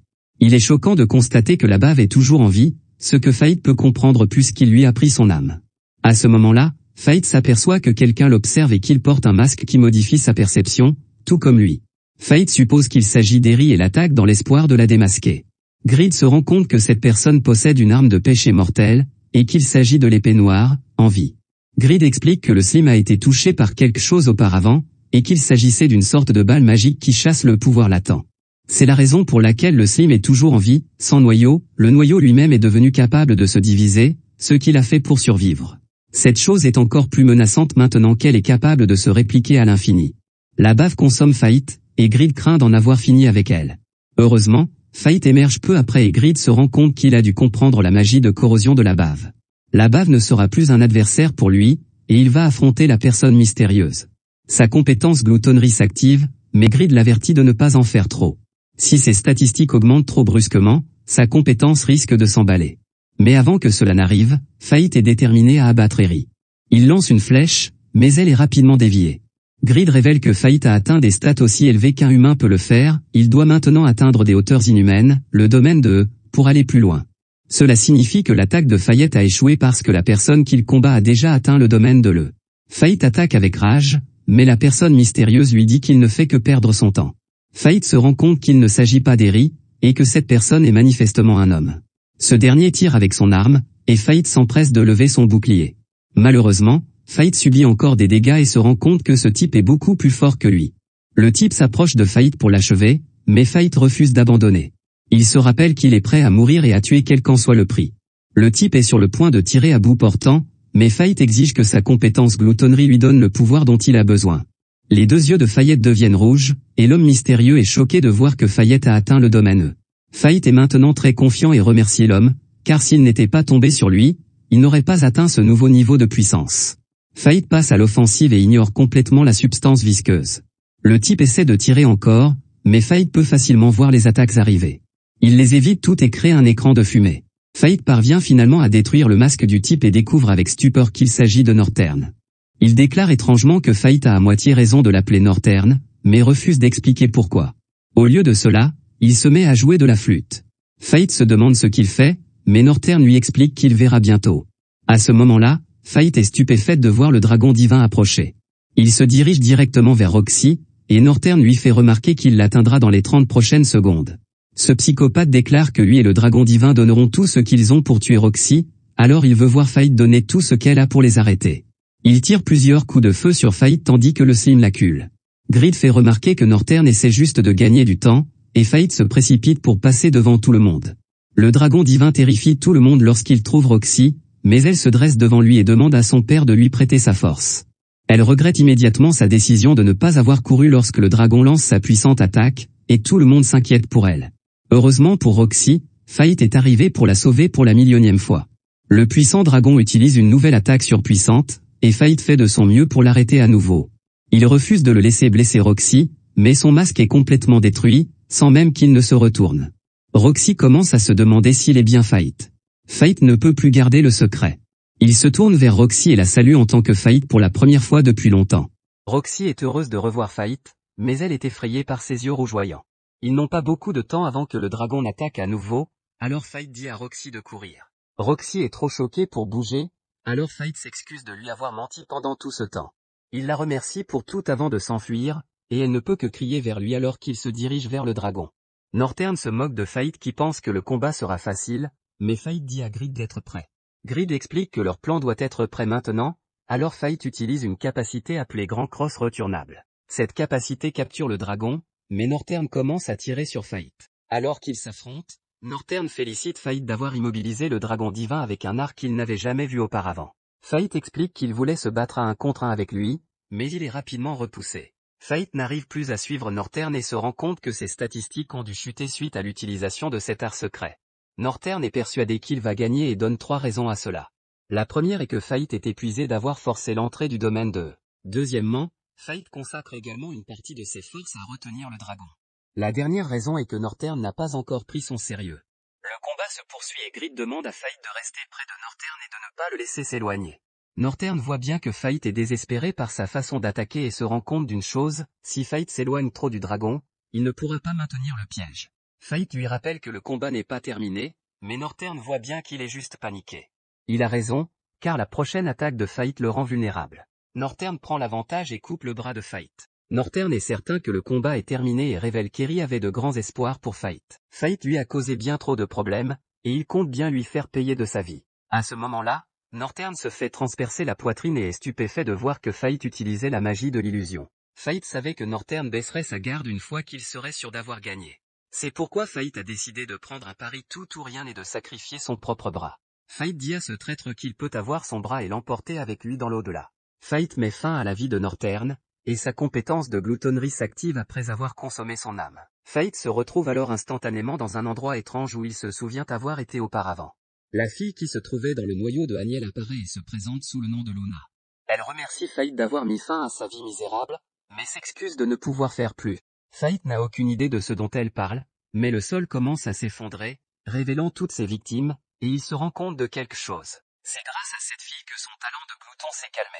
Luna dit que c'était vrai, mais que ce n'est plus le cas. Elle ne peut pas le soutenir. Luna explique que si Fate dévore le dragon divin, il perdra le contrôle de lui-même. Le sol s'effondre encore plus et Fate tombe, mais il est heureusement sauvé par quelqu'un. Une voix familière dit qu'elle se demandait pourquoi Fate était si calme, et Fate réalise qu'il s'agit de Grid. Grid leur dit qu'ils doivent rentrer, mais Fate doit dire quelque chose à Luna. Il la remercie pour l'avertissement mais lui explique qu'il ne peut pas laisser le dragon en liberté sans son maître et qu'il va le tuer. Dès leur retour, le dragon divin se libère. Fate n'est pas sûr du temps qui lui reste. Il doit donc mettre fin au combat rapidement. Grid, toujours aussi malin, fait remarquer qu'il est difficile d'utiliser un arc avec un seul bras. Fate se demande si Grid a déjà voulu voler, et il le lance droit sur le dragon. Fate combine cela avec un puissant coup de poing, qui fait d'énormes dégâts. Il utilise sa compétence d'identification pour voir que le dragon a des statistiques de haut niveau, mais Fate a toujours un léger avantage en termes de force. Fate utilise son avantage pour trancher et découper le dragon jusqu'à ce qu'il s'effondre. Le dragon parvient tout de même à porter une attaque puissante, mais Fate combine 2 compétences pour donner le coup de grâce. Cette attaque est incroyablement puissante et transperce le dragon comme du beurre. La compétence de gourmandise de Fate s'active après avoir consommé l'âme du dragon, mais cela lui cause une grande douleur. La gourmandise tente de prendre le dessus, mais il la combat, sachant que s'il perd le contrôle, il deviendra une menace plus grande que le dragon divin. Fate comprend ce qu'il doit faire, mais Grid aussi, et Grid tente de l'en empêcher. Fate accède alors au nouveau niveau de Grid, qui réinitialise ses statistiques. Ainsi, lorsqu'il deviendra fou furieux, les dégâts seront minimisés.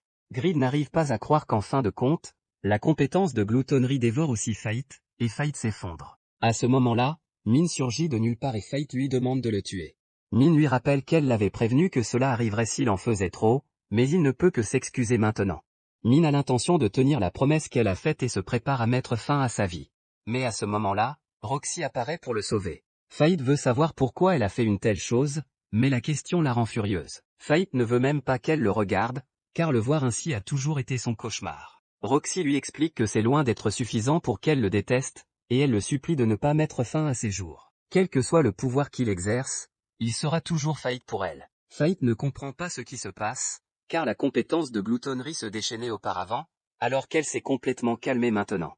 Roxy veut qu'il retourne à Babylone, et Fate est étonné qu'elle l'accepte toujours, même après avoir appris la vérité. Fate a toujours voulu sauver Roxy, mais il réalise maintenant qu'il voulait aussi qu'elle le sauve, comme elle l'avait fait auparavant. Min s'en va, car Fate est entre de bonnes mains, et il s'effondre dans les bras de Roxy. Quelque temps plus tard, Fate se réveille dans sa chambre à l'auberge et constate qu'il n'a toujours pas de bras. Eri fait irruption pour informer Fate qu'il a dormi pendant une semaine. Elle lui rend Grid, mais ce dernier est contrarié car il pense que Fate ne s'est même pas rendu compte de sa disparition. Eri explique qu'ils ont dû aller dans la partie centrale de Galia pour le retrouver, et que c'est pour cela qu'il est sale. Min ayant oublié de le récupérer, il suppose qu'un monstre a emporté Grid aussi loin. Min explique qu'elle était trop occupée à s'occuper d'Envie. Les choses iraient mal si Envie trouvait un autre vaisseau comme Northern et recommençait à semer la zizanie. Les filles révèlent que Northern était simplement contrôlé comme une marionnette par l'épée noire d'Envie. Les armes du péché mortel ne peuvent pas être détruites, et Min a donc utilisé son immense force pour jeter Envie dans la face cachée de Galia. Eri explique alors que depuis que Fate a vaincu le dragon divin, il a prouvé son potentiel. C'est pourquoi ils ont besoin de son aide. Leur plan initial, qui consistait à créer un humain couronné après la mort de Roxy, n'est plus d'actualité. Fate exige qu'elle lui promette de ne plus jamais s'en prendre à Roxy, et qu'elle n'accepte d'écouter sa demande qu'après coup. Eri accepte et explique que le plan initial était de toute façon celui d'Envie. Avec la disparition du dragon divin, le pays va entrer dans une nouvelle ère, et ils ont besoin de Fate pour la suite des événements. C'est quelque chose que tous les détenteurs de la compétence du péché mortel doivent affronter, il n'a donc pas vraiment le choix. Fate accepte de l'aider sans vraiment lui expliquer quoi que ce soit, mais il veut juste savoir pourquoi il a été choisi pour recevoir la compétence de gloutonnerie. Eri veut d'abord réparer son bras, et Fate est choqué d'apprendre qu'il existe un type de magie capable de le faire. Eri révèle alors qu'ils doivent partir avant que Roxy ne revienne, car il est trop dangereux pour lui de la côtoyer en ce moment. Le simple fait d'entendre son nom a suffi à mettre gloutonnerie dans tous ses états, et il accepte. Quelques instants plus tard, Roxy va voir Fate, mais elle est choquée de voir qu'il n'est plus dans sa chambre. Elle trouve une lettre qu'il lui a laissée et dans laquelle il s'excuse une nouvelle fois de lui avoir menti.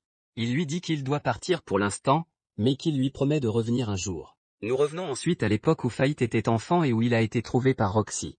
Elle était très gentille avec lui, mais Fate était un petit lâche et l'a supplié de ne pas le frapper. Le petit Fate a expliqué qu'il avait peur parce qu'elle semblait en colère contre lui, et Roxy a compris que les gens avaient vraiment peur des chevaliers.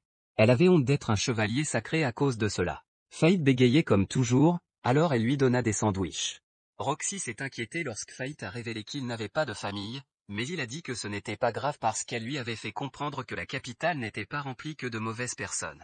C'est à ce moment-là qu'elle a pu relever la tête et être fière d'être un chevalier sacré. Elle espère retrouver Fate un jour et promet de devenir plus forte pour ce jour-là. Ailleurs, les Valric discutent du choc que représente le fait que Corps se soit avéré être Fate depuis le début. Raphaël se retrouve seul et est étonnamment reconnaissant que Fate ait tué son frère Adu. Il rit comme un véritable psychopathe et la pierre philosophale se met à briller. Dans le désert, Fate donne à Grid 40% de ses statistiques. Cela révèle l'art secret du 4e niveau de Grid, appelé guérison crépusculaire. Cela régénère étonnamment le bras de Fate, et les filles retournent à la capitale. Un peu plus tard, Fate est contrarié car Grid est toujours aussi avide et veut un nouveau fourreau, alors que Fate vient de lui en acheter un. Il explique que Fate a atteint le domaine V et qu'il a donc besoin d'un fourreau adapté à sa stature. Grid dit que s'ils n'ont pas l'argent pour cela, ils devront le gagner comme ils l'ont toujours fait. Fate se range finalement à l'avis de son partenaire et se prépare à se battre comme le glouton qu'il est.